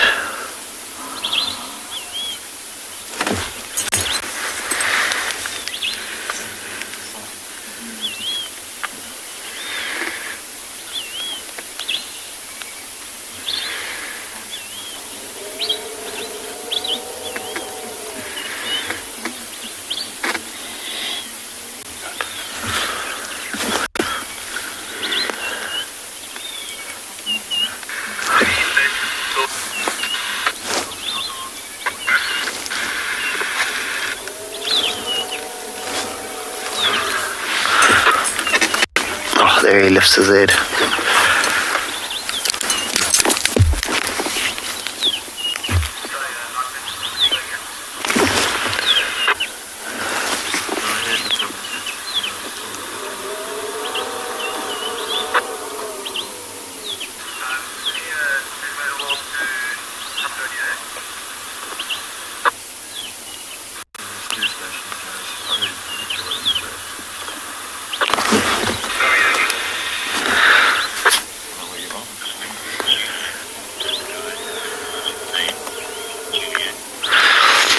Juliet's saying this male's got a beautiful mane.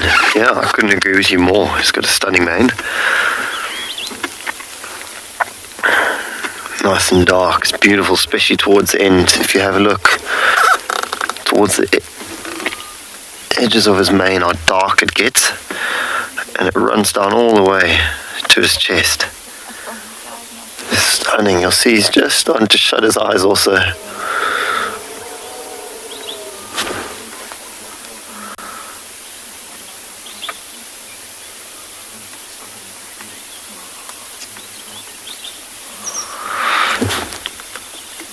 You can also see the stomach's quite bloated. I think they've, if not last night, maybe the day before, might have had a kill actually.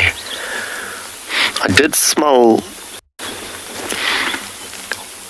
remnants of a carcass on our way in, so I do think they might have had a kill at some stage, and probably not too far from here also.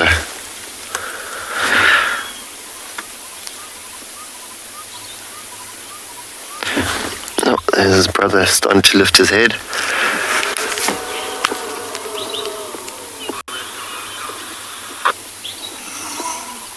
Oh, there he lifts his head. Oh, how is that? What a shot.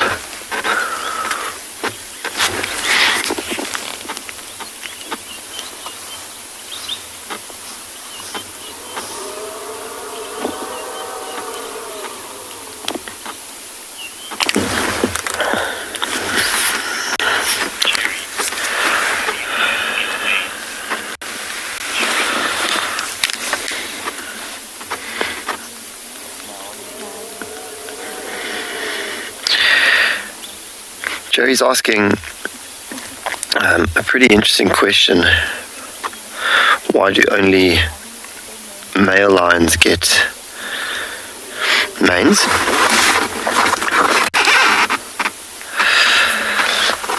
So with them, the male lions would serve sort of as the protection of the pride. So those manes, if you have a look, you'll see, notice how thick they are. So they do serve as a bit of like a shield, especially around the vulnerable areas on the neck. So when they do clash with each other, it'll just help them protect the neck a little bit more.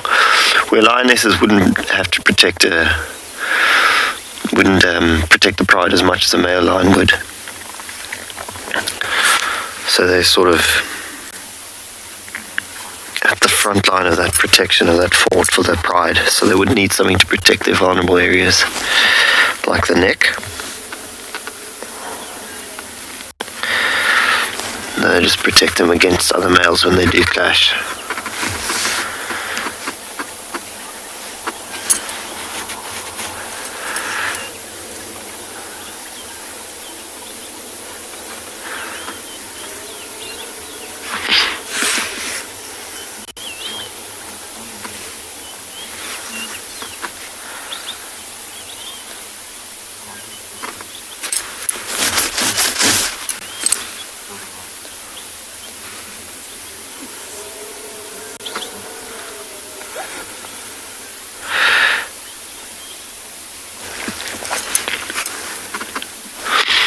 Also, you can see how prominent it is. So that mane also serves as somewhat of a signal to other males, showing how dominant he is and how powerful and healthy he is. So sort of like a signal.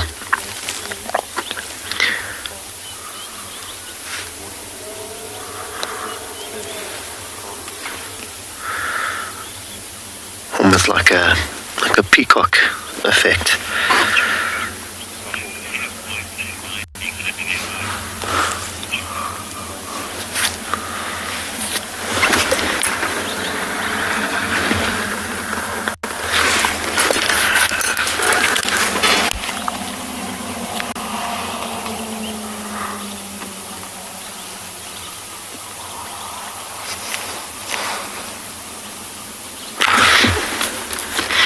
Difficult to see from here, but you can see the male a bit further from us has got quite a few more scars and scratches on his face.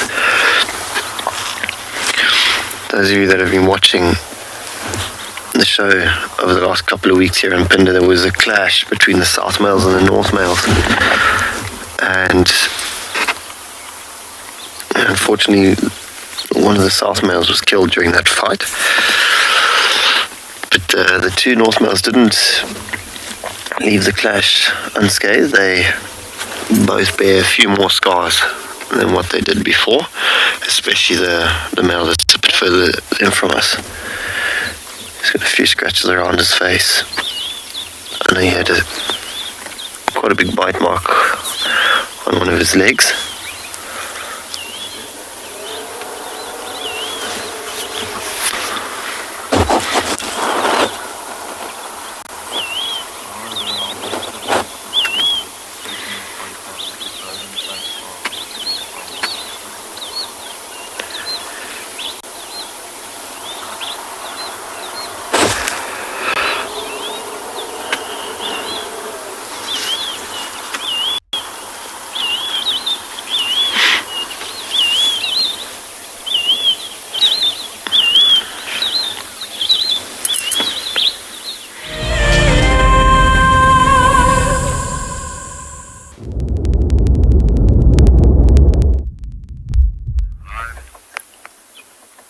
Good morning and welcome back to Bushwalk. We're just busy watching a woodpecker that's pecking away on the side of a tree.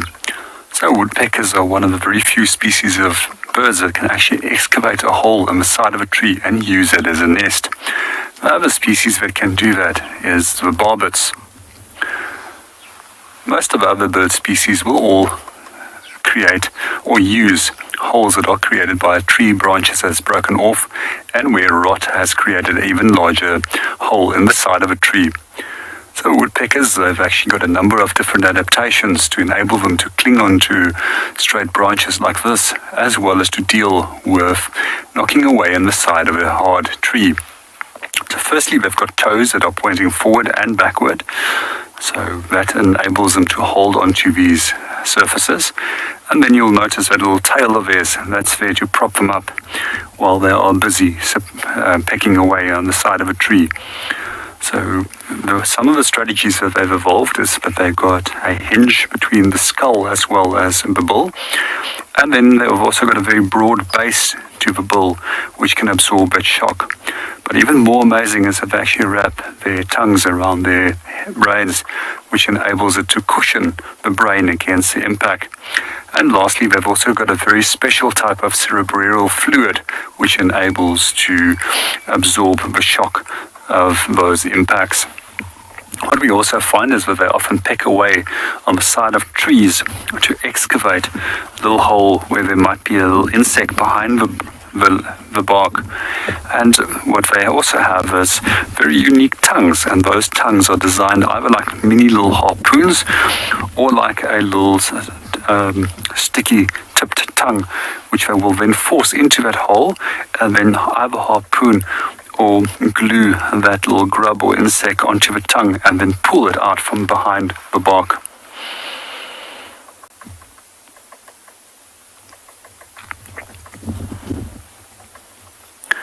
We also quite often hear them tapping away on the side of trees, creating a unique little rhythm. And what you can do is you can actually listen to those tapping rhythms, and those tapping rhythms are often used to identify specific species, almost like an avian Morse code that they will use to communicate with one another.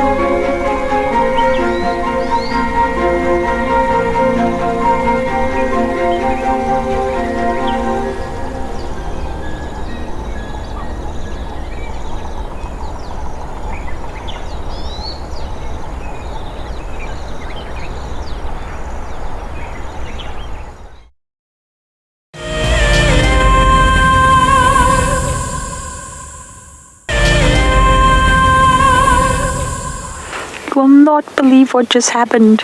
She caught something. Something must have been on the tree. I'm guessing a lizard or a gecko or... don't really think you're going to find... He's eating! He just jumped down. I wouldn't maybe quite say flew down. That's a bit of a overstatement. Jumped down and caught whatever was on the tree. What is that? What is that, everyone?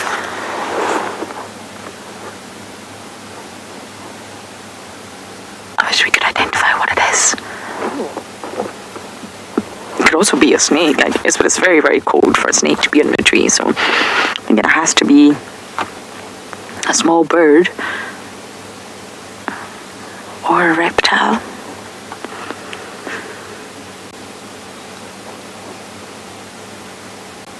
Oh, wow.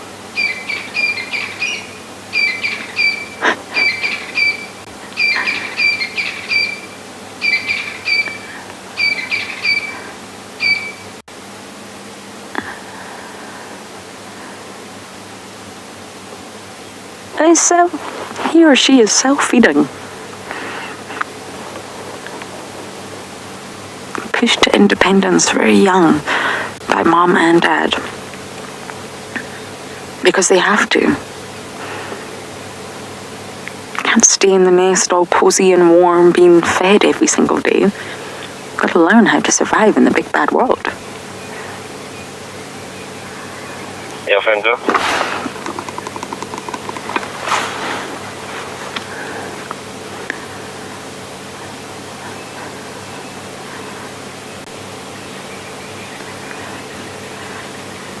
That was truly amazing. I really wonder, maybe it was a small bird.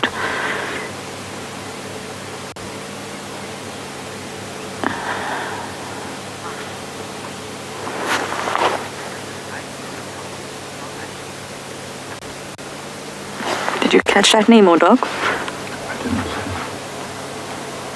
You didn't get that name, but you're saying a meal delivered to your door. How lovely. Takeaway, takeout. Uber Eats. Oh yeah. But literally, it must have just spotted something and flew right down and obviously caught it. It's such a great thing to witness. Every bird call, every flutter, and this little guy is very much alert, trying to understand its environment. And going back to the topic of yesterday, phenomenology, he has to understand what's going on around him through his own perceptions. Bats' ears are highly, highly visual, as with most raptors, so vision is going to be their primary sense. Whereas you take a leopard, chemicals, but sort of smelling or tasting the chemicals in the air is their primary sense. But bats' ears can see very small objects from remarkably high in the sky, and that's how they hunt. That's how they swoop in first to get their food. So this little guy is going to be learning what is movement, what's happening around, what is going on, who's making that noise.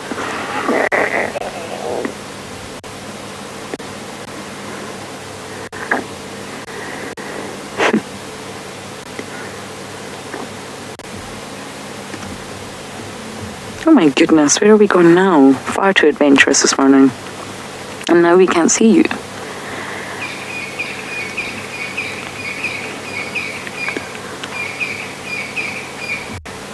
Oh, we can see you, just not very well.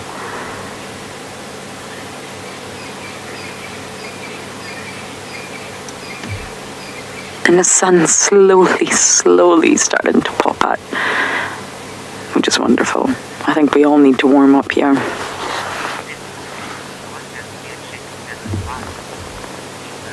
Lisa, they only lay one egg. It's a very high level of maternal and paternal care. So what that means is that I'm going to keep watching, see if we get any more views on. And that means that they'll have less offspring. And therefore, they only have one egg, and there's a really, really high level from both mom and dad. So they won't perform the same functions. They won't do the same things. Obviously, mom incubates more than dad, and mom does most of the feeding. She'll tear up the prey, but dad does a lot of the guarding, the security, and the hunting. He's the one that brings the food back. It's mostly snakes. Passes it to mom. Mom will tear it up into small little chunks and feed the chick. So it really, really sort of depends on the species. The more eggs, the harder it is to give individual parental care. So with Battaliers, they only lay one egg. And this is, of course, the one that's survived and clearly thriving. Still eating.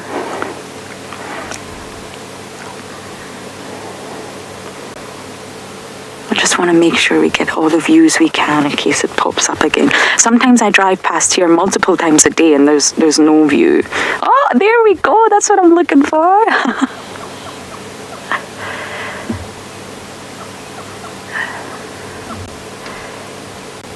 That's what we want to see. We don't get to see you every day, do you?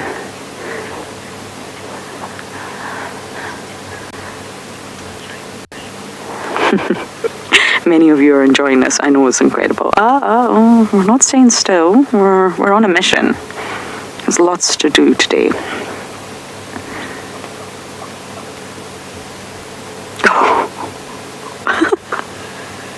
Still very much, I don't know if you can notice, using the feet. Not quite relaxed enough to rely entirely on the wings. So she can clearly realize that her wings are powerful. They're getting her somewhere. Something's happening here, but not relaxed enough or sure enough yet to rely on them. And it's very much... Oh! Is that another bird? Can we zoom into the nest one?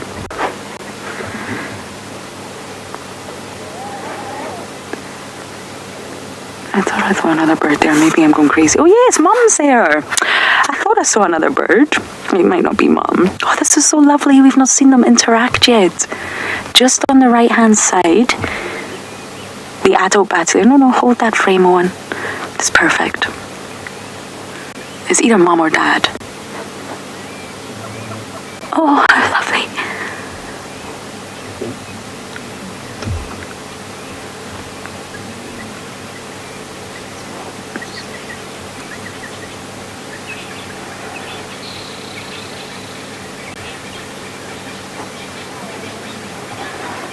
There we go. I wonder if it is Mom. Just hidden by that sort of right fork in the tree there. But that's the first time I've seen this juvenile and an adult on the nest in quite some time. You see that? You just see a head there.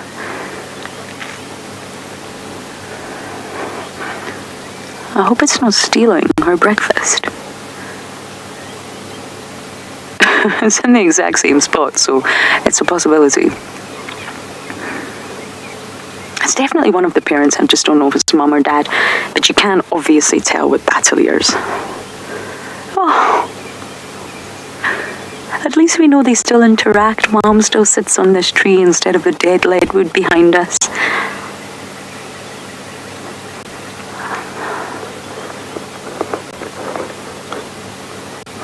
How lovely.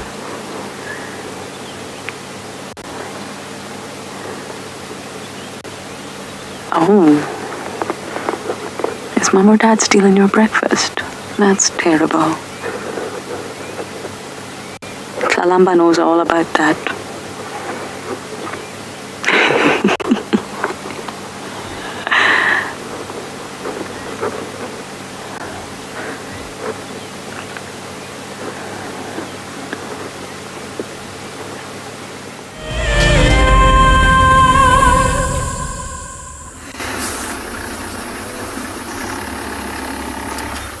And what I find incredible is how these two males just seem to be getting better with age. I mean, that one on the left is looking slightly skinnier.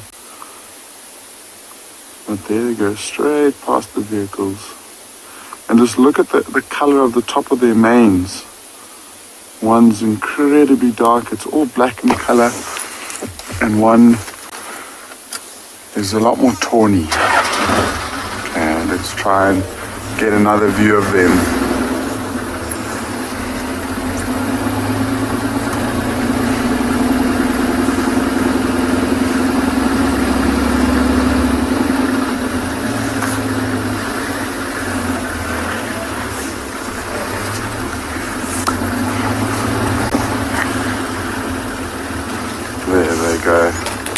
I think one of the nicest things about working here on Ngala is that every game drive vehicle oars from and beyond, and so we know each other really well and we work together very well as a team. So what we'll be doing is just leapfrogging one another. So I've got my turn in front. There's some impalas that have just been surprised by these males. And then once we've had a good long view, we'll switch out and go to the back and let the other one have a view. But it's quite nice to see them walking like this because, I mean, you can just see how much fuller this one at the back is. He looks thicker, he looks stronger, slightly better condition. The one in the front with the slightly tawnier mane is, you can see it's quite a lot skinnier.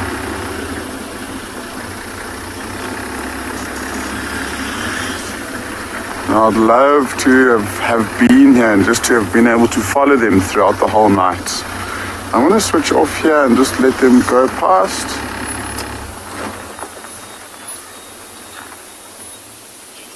So cheeks, with a few things that I've been pointing out, and especially the size, this one here at the back is the more dominant one than the other one. And it tends to happen with male lions. The darker the mane, the more dominant, or the more testosterone they have within their body. So the one at the back, since we've known him and since they've been on the property, he's been the dominant one. And you can tell in his behavior. I'm going to start up again, so you might see a quick little camera shake. But you can tell when watching them. I mean, now it almost seems like the blonde one is leading him away. But as soon as there's any sort of confrontation, this dark-maned one is very dominant over his brother. So.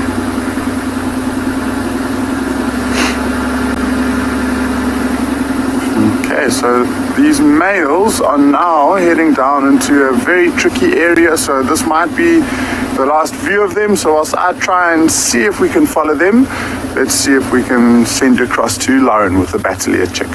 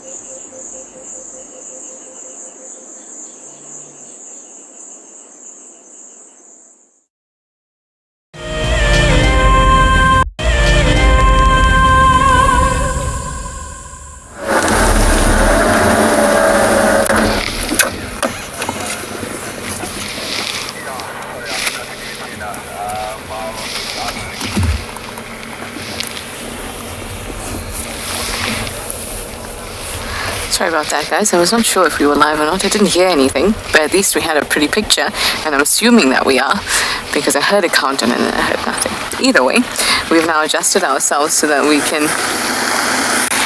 can see Reeps from this angle too. You can see he's got a great wall to help him out here. Just add to how stunning he is. Hello, handsome.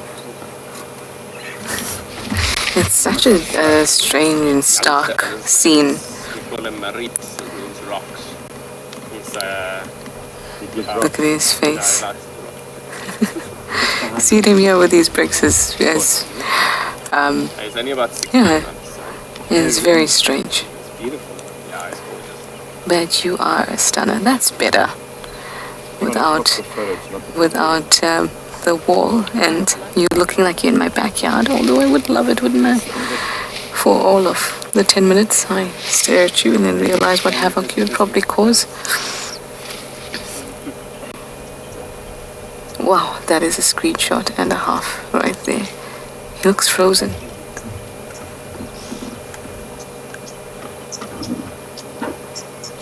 Oh, he's beautiful.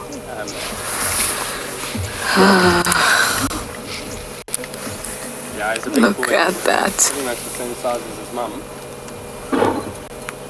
She's probably hunting at the moment, so she'll come back and yeah. Look at those eyes. Eyes of steel, actually. Yeah.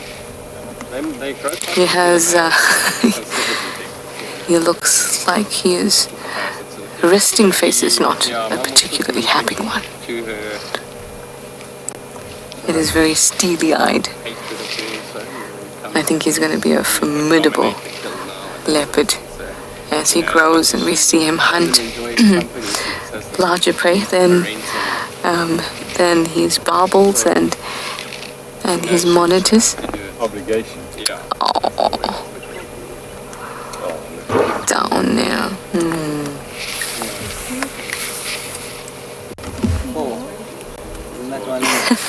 Hi Matthews, you say, wow, he is good looking. He most certainly is. But Matthews, I challenge you. Has there been a leopard that you've met that was not good looking?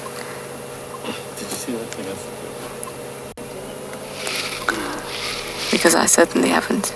But I can agree with you that he is very, very good looking. Really obsessed, especially with Laura. I love Laura.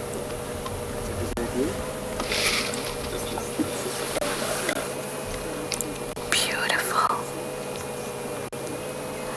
Well, he's probably just going to wait for Tandy because I suspect that the female that was around is Tandy.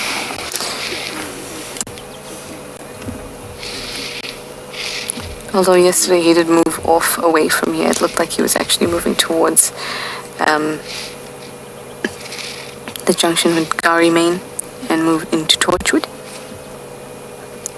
So maybe he'll move that way again.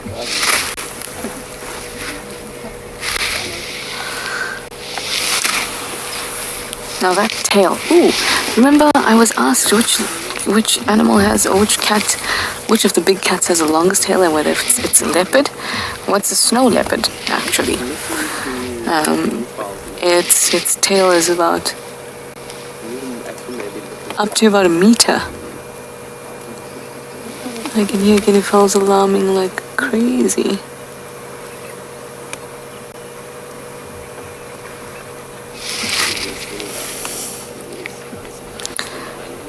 Yeah, so it's a snow leopard, and snow leopard needs that particularly long tail to be able to maneuver, to be able to help it with stability as it moves along rocky areas, and also to curl itself up into a cute little ball with extra insulation. It can actually wrap itself up with its long furry tail. Some of the fur on a snow leopard can be up to like 10 to 12 centimeters. It's ridiculous. Oh. You can't get over these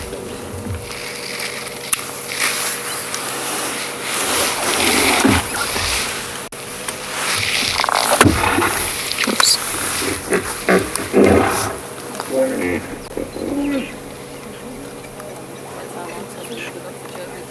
Some unhappy hippo there.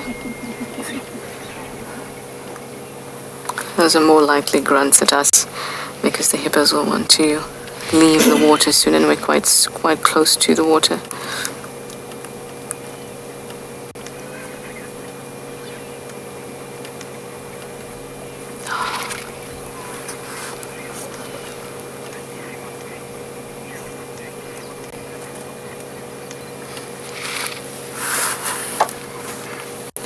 Boy. Thank you for looking at me. Everyone wants to see you.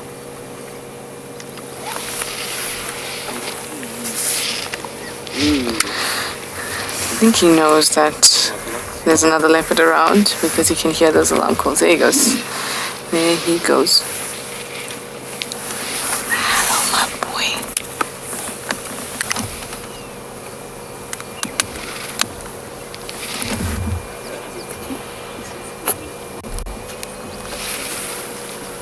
Alrighty, he is now behind our vehicle, so we're just going to give it a moment while we let the others pass by, the other vehicles, and then we'll turn around and we'll go find... Oh, look at you.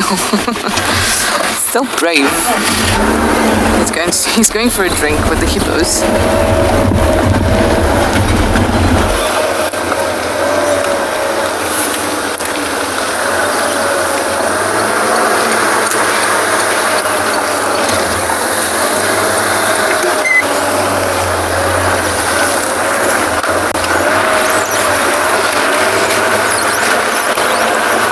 This might, no, a little bit far. Okay, there we go. Look at the hippo in the background. 2 of them.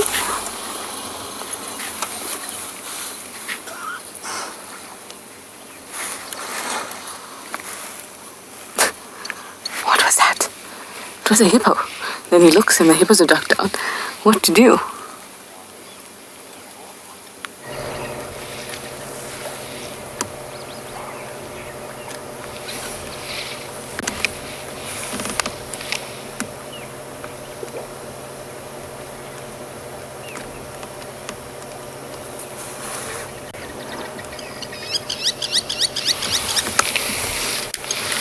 Off he goes. He's moving in the directions of the alarm call, so that's good for us. It means that he is likely to meet up with another leopard. He's taking it so nice and easy with us. Yes, I know, we love him. We love you, Mareeps.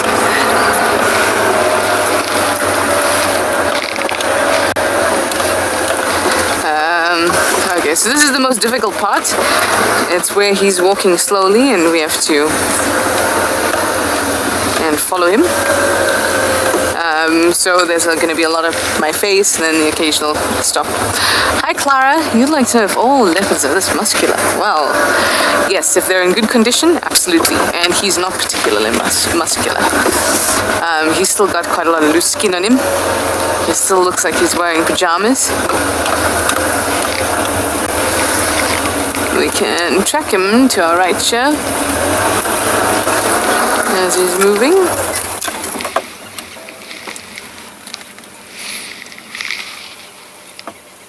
Hello, handsome.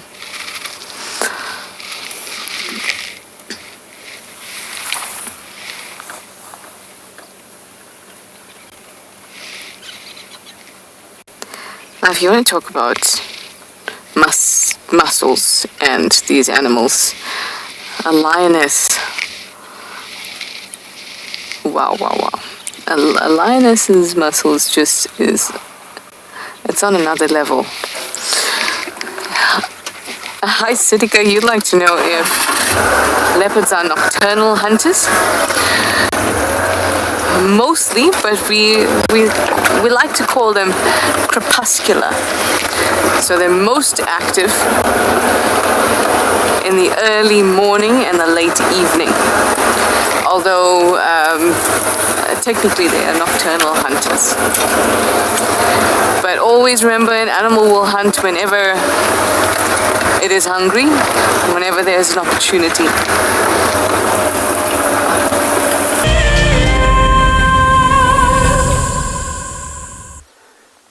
Look at that beautiful combination of birds just combined together there, guys. Just seeing that stunning lilac breast. We've got 2 Cape Glossy starlings and a beautiful crimson-breasted shrike. That's the red one, the beautiful red one, hopping along the edges of the water there. But a beautiful, beautiful, stunning colors. That is just, talk about blood red. You can see how he's trying to pick up on the insects on the edge of the water there, this guy. But then also looking at this beautiful African red-eyed bulbul that he's sitting alongside with, but just gorgeous, beautiful, seeing that colourful birds in the Kalahari. I mean, you think about it, majority of the birds in the Kalahari is very pale in colour, very dull in colour. Whereas if you look at birds like this, I mean, it's just breathtaking to find birds this colourful in the Kalahari's ecosystem. I mean, that is just gorgeous, just looking at that Cape Glossy starlings. Again, just beautiful, seeing them on the edges of the water there as well. Look at that coloration. And that is what you call iridescent coloration. And so that iridescent coloration means that it needs true the sunlight to bring out the true coloration of the feathers to come out there. If it's an overcast a day or so, and then they go off in flight. If it's an overcast day or so, then it will just be a navy dark bluebird. But if you look at what we've just seen there, it's like almost like a violent green blue colors. But a fantastic beauty, beautiful, beautiful birds coming through there. I see that crimson pastel strike to the left hand side of the buffalo thorn tree, hopping around there again as well. Just to the left hand side of it there as well. But you're beautiful seeing this stunning scenery coming over. I can hear some more doves coming over again as well.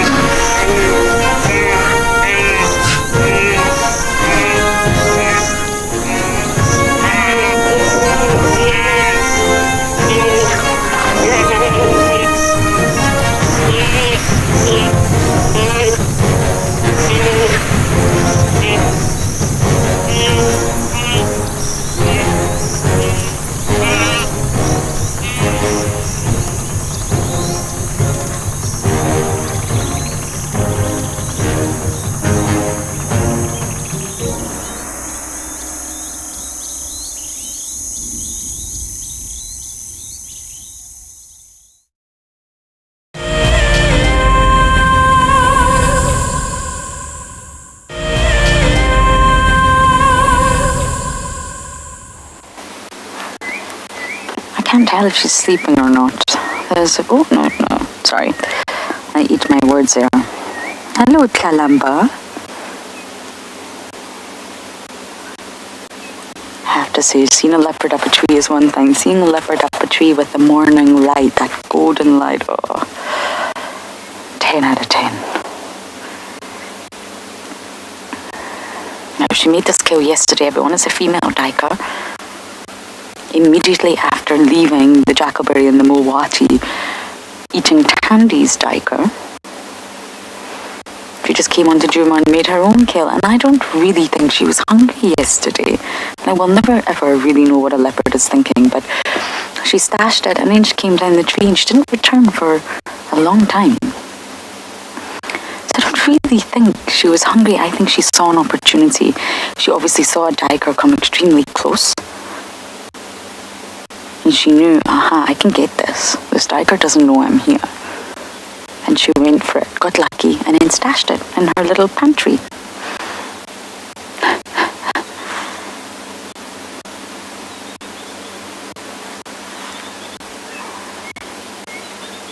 She's listening to all the birds, I think.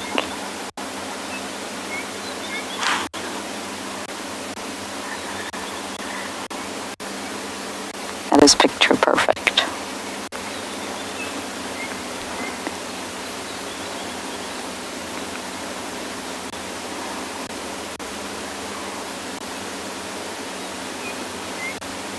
My favorite bird call, one of them, doo, doo, doo.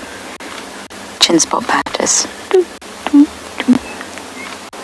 You hear it? 3 blind mice.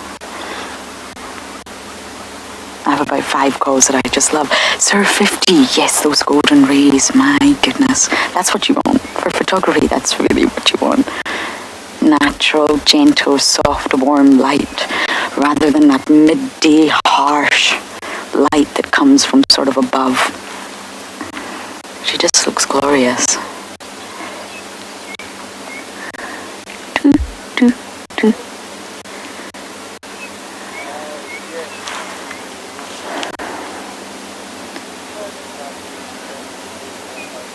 She's sleepy. She's thoroughly enjoying the sun. Of course, animals need sun too. Warm up, vitamin D. It's probably been an extremely cold night. I can't even begin to imagine. I think she's just thoroughly enjoying the morning rays.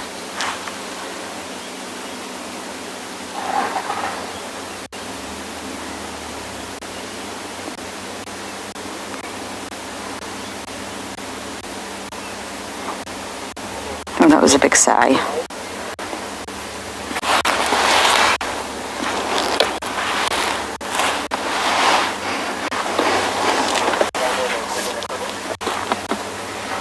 Sorry, I was just checking. There's another vehicle joining the site down. Just making sure we're not blocking the path. Another wonderful thing about a leopard up a tree. Everyone can get perfect views.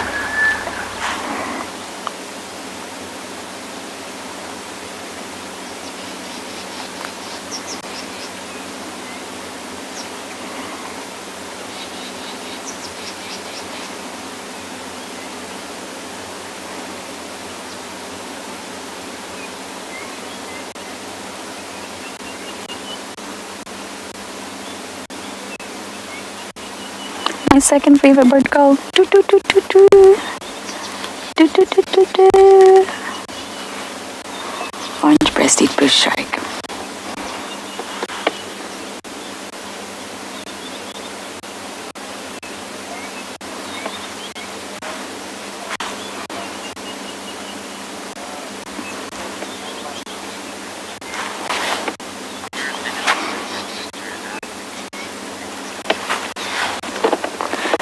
Glenn, good question. You really sort of use your own discretion, to be honest. Now, one of the rules we do have in place as a guide is don't park directly under the tree. I mean, in this situation we can. It's in a drainage. Well, we probably could, but don't park directly under it.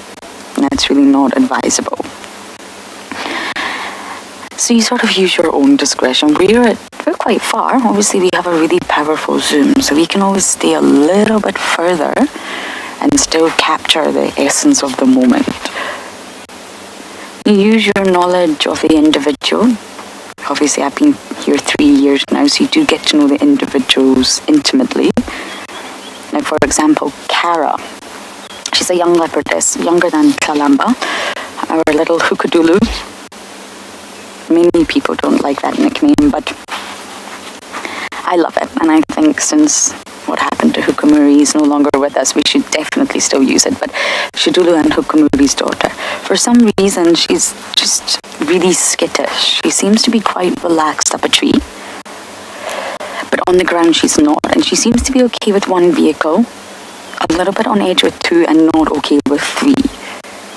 So that's why we do limit the vehicles with Cara. It's just her nature, it's just her personality. Something has clearly happened. I can't possibly say what. So you use your knowledge of the individuals.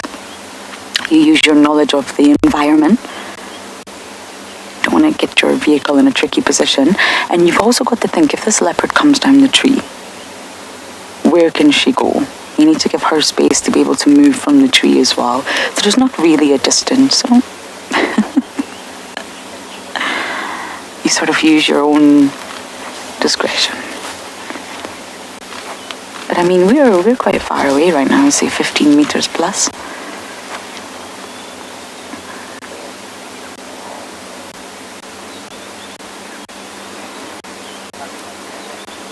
The animals are used to vehicles, they're very habituated, but you must always just give them space.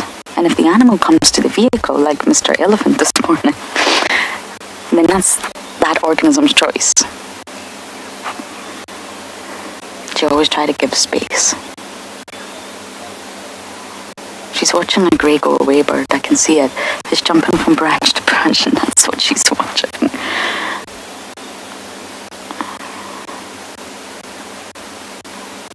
It must be thoroughly entertaining.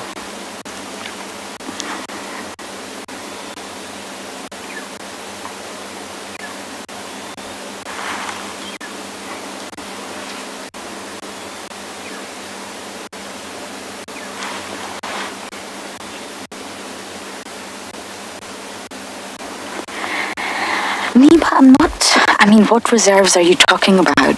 In South Africa or in the Sabi Sands? The Sabi Sands itself, we're in the northern sector. Djuma sits at the north, just under Buffelshoek of the Sabi Sands. And it is well known for its high density of leopards. But then there's also a lot of leopards in the Kruger as well. And leopards are very adaptable to any habitat, really. They're very adaptable, which makes them so successful across the world. But here in Africa, they do prefer riverine systems. And here, although the Mulwati is not flowing, the Mulwanini is not flowing, or the drainage lines are not flowing, it's still a riverine system. What you've got to remember is that although you don't see water flowing in the Mulwati, there's still water there, 100%. So sometimes when you talk about a river, you should always talk about the river system. There's so much more to it than just flowing water that we automatically think of as a river. And that's the habitat that leopards show preference for. So in the Sabi Sands, of course, you've got the Sands River, you've got all sorts of different rivers, and that's what leopards show preference for. So it's really the ideal habitat for them. And they're just a very successful animal at adapting to whatever conditions, whatever environment is before them. But there's lots of reserves throughout South Africa where there's lots of leopards. They're just not necessarily habituated, and we're very, very lucky here that our leopards are so habituated. Really, they're very relaxed, they're used to vehicles, and that's why we can spend so much time with them. If you think of Mulwati, although it's a little bit frustrating that we don't get to spend time with him, he is an ideal, perfect leopard in terms of leopards. Leopards are normally shy. They're normally elusive. There's areas in the world where you can see there's leopards. You can see the scat, the tracks, all the signs, the claws, the sawing at nighttime, but you don't see them. Because they're really not habituated. They will not for one moment let themselves be seen. And Mulwati, in terms of being a leopard, is the perfect leopard. Oh, these birds. Are they keeping you awake, Lalamba? That's not very nice.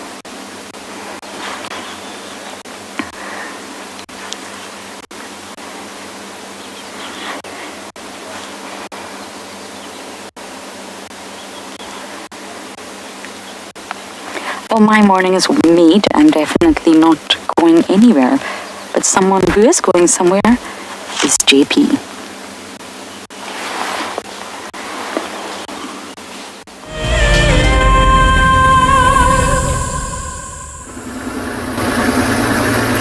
We managed to find those male lions And it's not one, it's two, which is amazing. And they're on the road and they're walking, so I'm just wanting to try get ahead of them so I can show you walking them down, or show them to you as they're walking down the road. I hope this will be far enough. Yeah, it should be okay. They are looking really nice and they're on a mission. They are walking around quite quickly. I hope the bar's not going to get in the way here. But look at that, and look at that one's lip. It's got a really fresh cut on it. And then his brother is just walking past us now. So we've just been surrounded by two male lions. It was such an amazing feeling. And I think what was happening is they were looking for one another. That's why Dyke was hearing one calling from one and another calling from another direction, and they were looking for each other and eventually managed to find each other. Because as we got here, we saw them walking up to one another and rubbing heads and just greeting one another. Okay, should we try this again? Whoa. So they must have been on a territorial patrol sometime last night and they split up, and this is just them rejoining.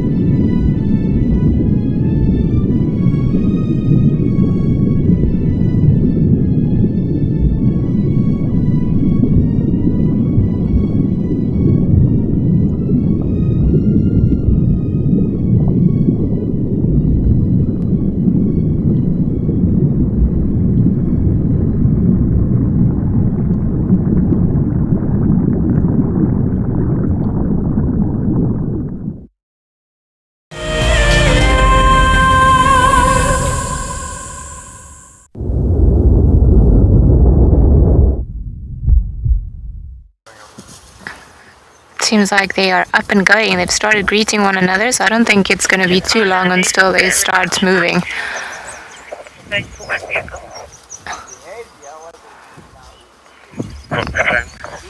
On Zoe's road, I'm approaching at Berenati in junction with Zoe. Whew. I don't know if you guys can hear, but there's a lot of, it's almost like a squeaky toy, the noise that they make. So this is normally the greeting ceremony that they do before they go up and then start becoming active and moving around. So hopefully this is the beginning. All of them greeting one another. There are quite a few of them missing, but At least there's some action. Just guys, don't go behind the Tramad man. Let's just wait. Oh, there you see they're popping out on this side, and they might just pop in front of us.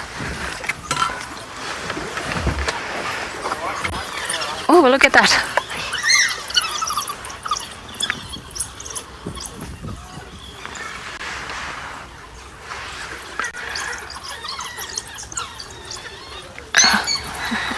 Sounds like some of the youngsters are being reprimanded for whatever reason.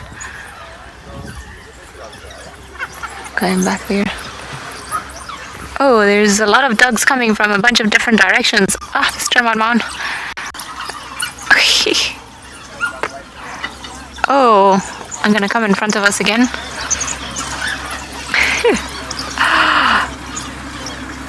Oh, that's pretty cool.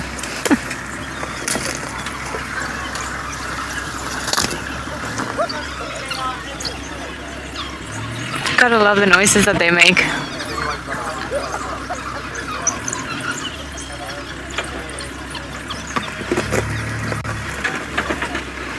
Let me just go forward. I don't know how much this is gonna help, but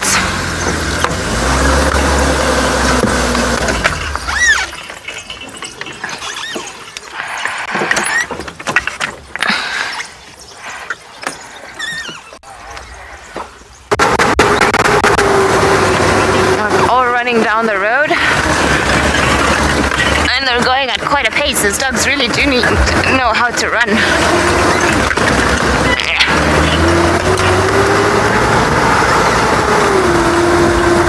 Okay, they're just in front of us. I'm just gonna pull to the side so that the cars behind us can have a view.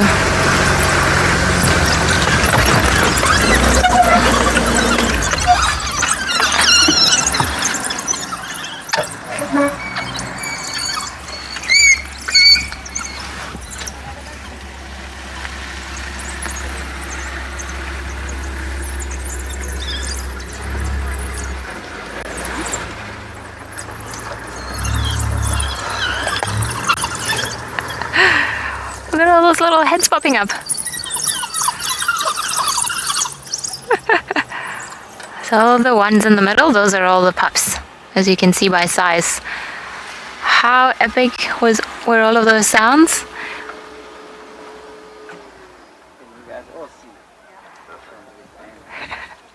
It was chaos, and now they're all chilled.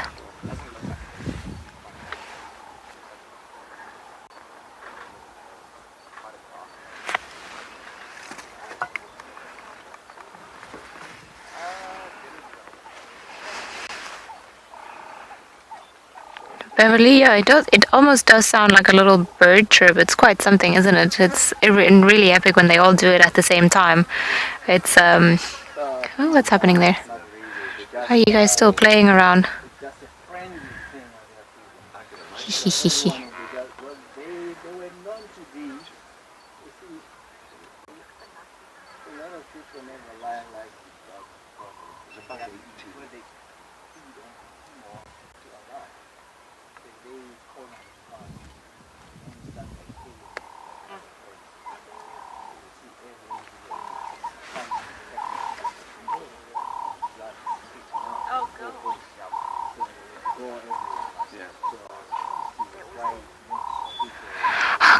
They got us all excited, and then all of a sudden they just, flew by onto the roads and just found this spot here, and it's almost like, okay, we ran too quickly. Just got maybe some brain rush or something like that. Too much blood flowing to their heads after that very quick run that they did, and now they're obviously exhausted again.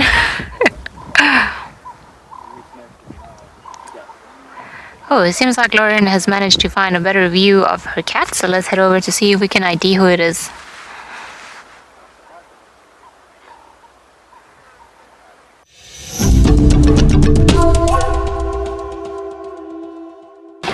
Okay, let's stick our nose in.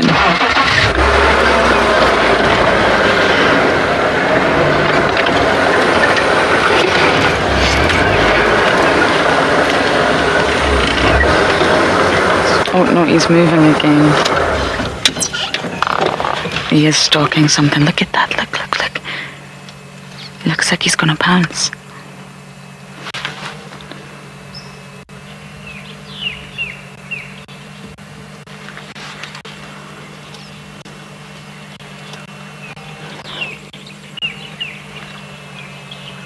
Look at all here.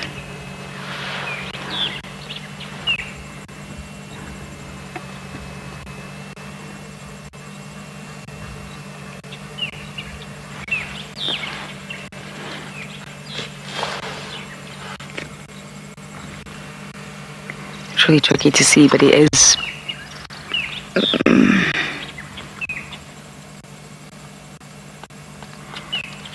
I think we might have been better where we were. Do you want me to reposition, Woody? Oh, the impala running along the damn wall. Look.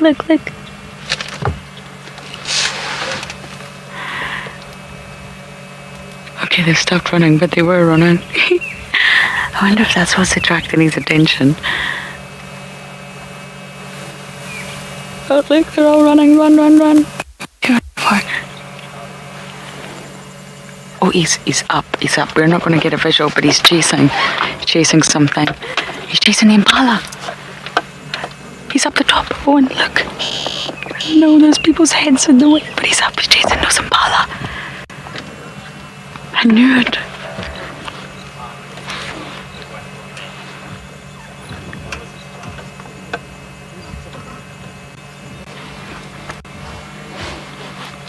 He ran all the way up the damn wall. What you gonna do now, boy? They've seen you. Or have they?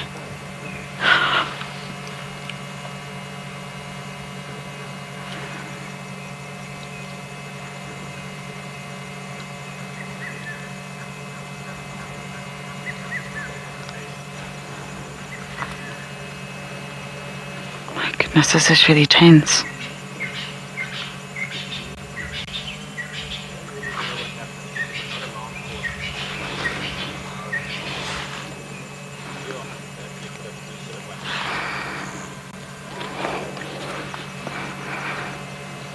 Shasha boy, they saw you.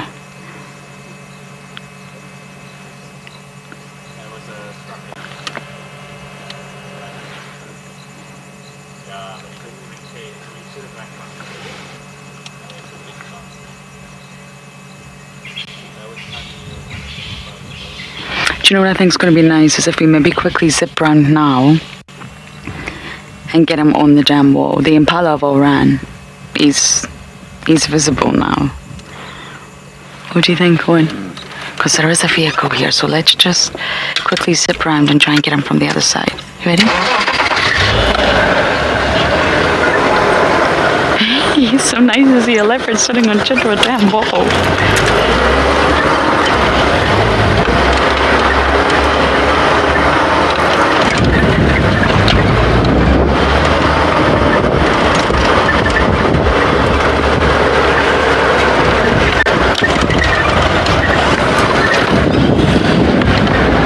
Was very exciting. I knew it. I said to Owen, there's impala running. I knew he was looking at them, but it wasn't successful.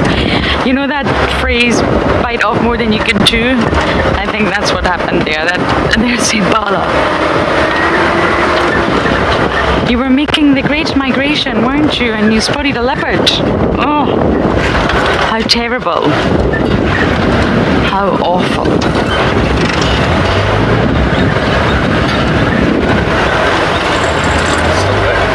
Is he still there? Okay.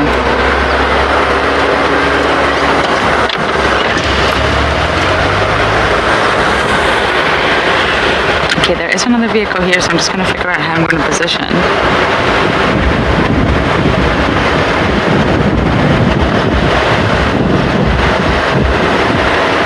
Oh, he's mobile. Nope, he's not. I take that back. You gotta love it when animals do that to you.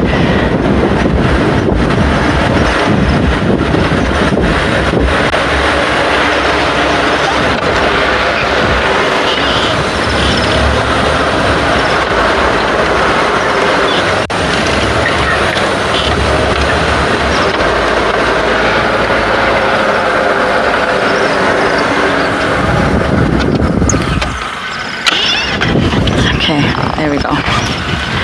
Poor Shasha. Oh, okay, that didn't quite go to plan. There we go. It was a very impressive rock climb though, Shasha. It was very impressive.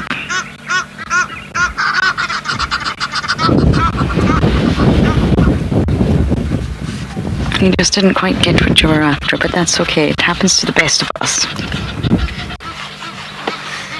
Oh, the skies are looking heavy. I'm hoping it holds off naturally.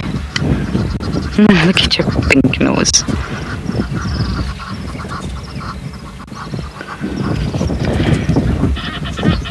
It's actually way better for us, for him to be out in the open on the damn wall like this.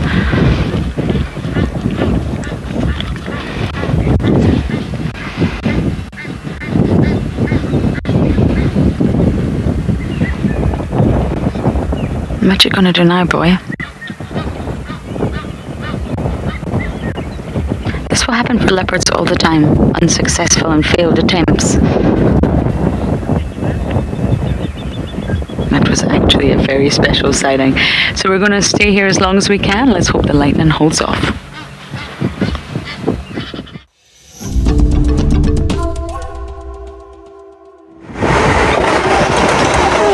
Hello. How are you this fine morning? You look very dark, which tells me you're wet. He's just a youngster. Smelling us. Do you smell my coffee with almond milk?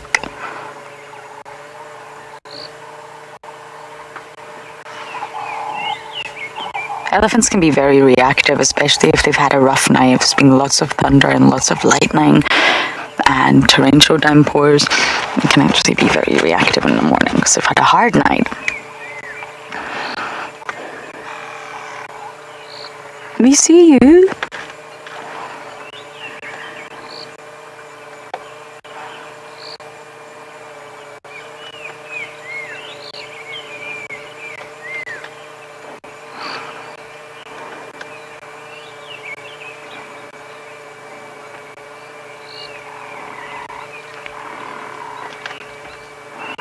There's a young boy, off he goes. I just wonder if he's not on his own. So because it's so thick, I really can't see anything. So what we're going to do is just drive really slowly and see if we can spot any other big grey bodies.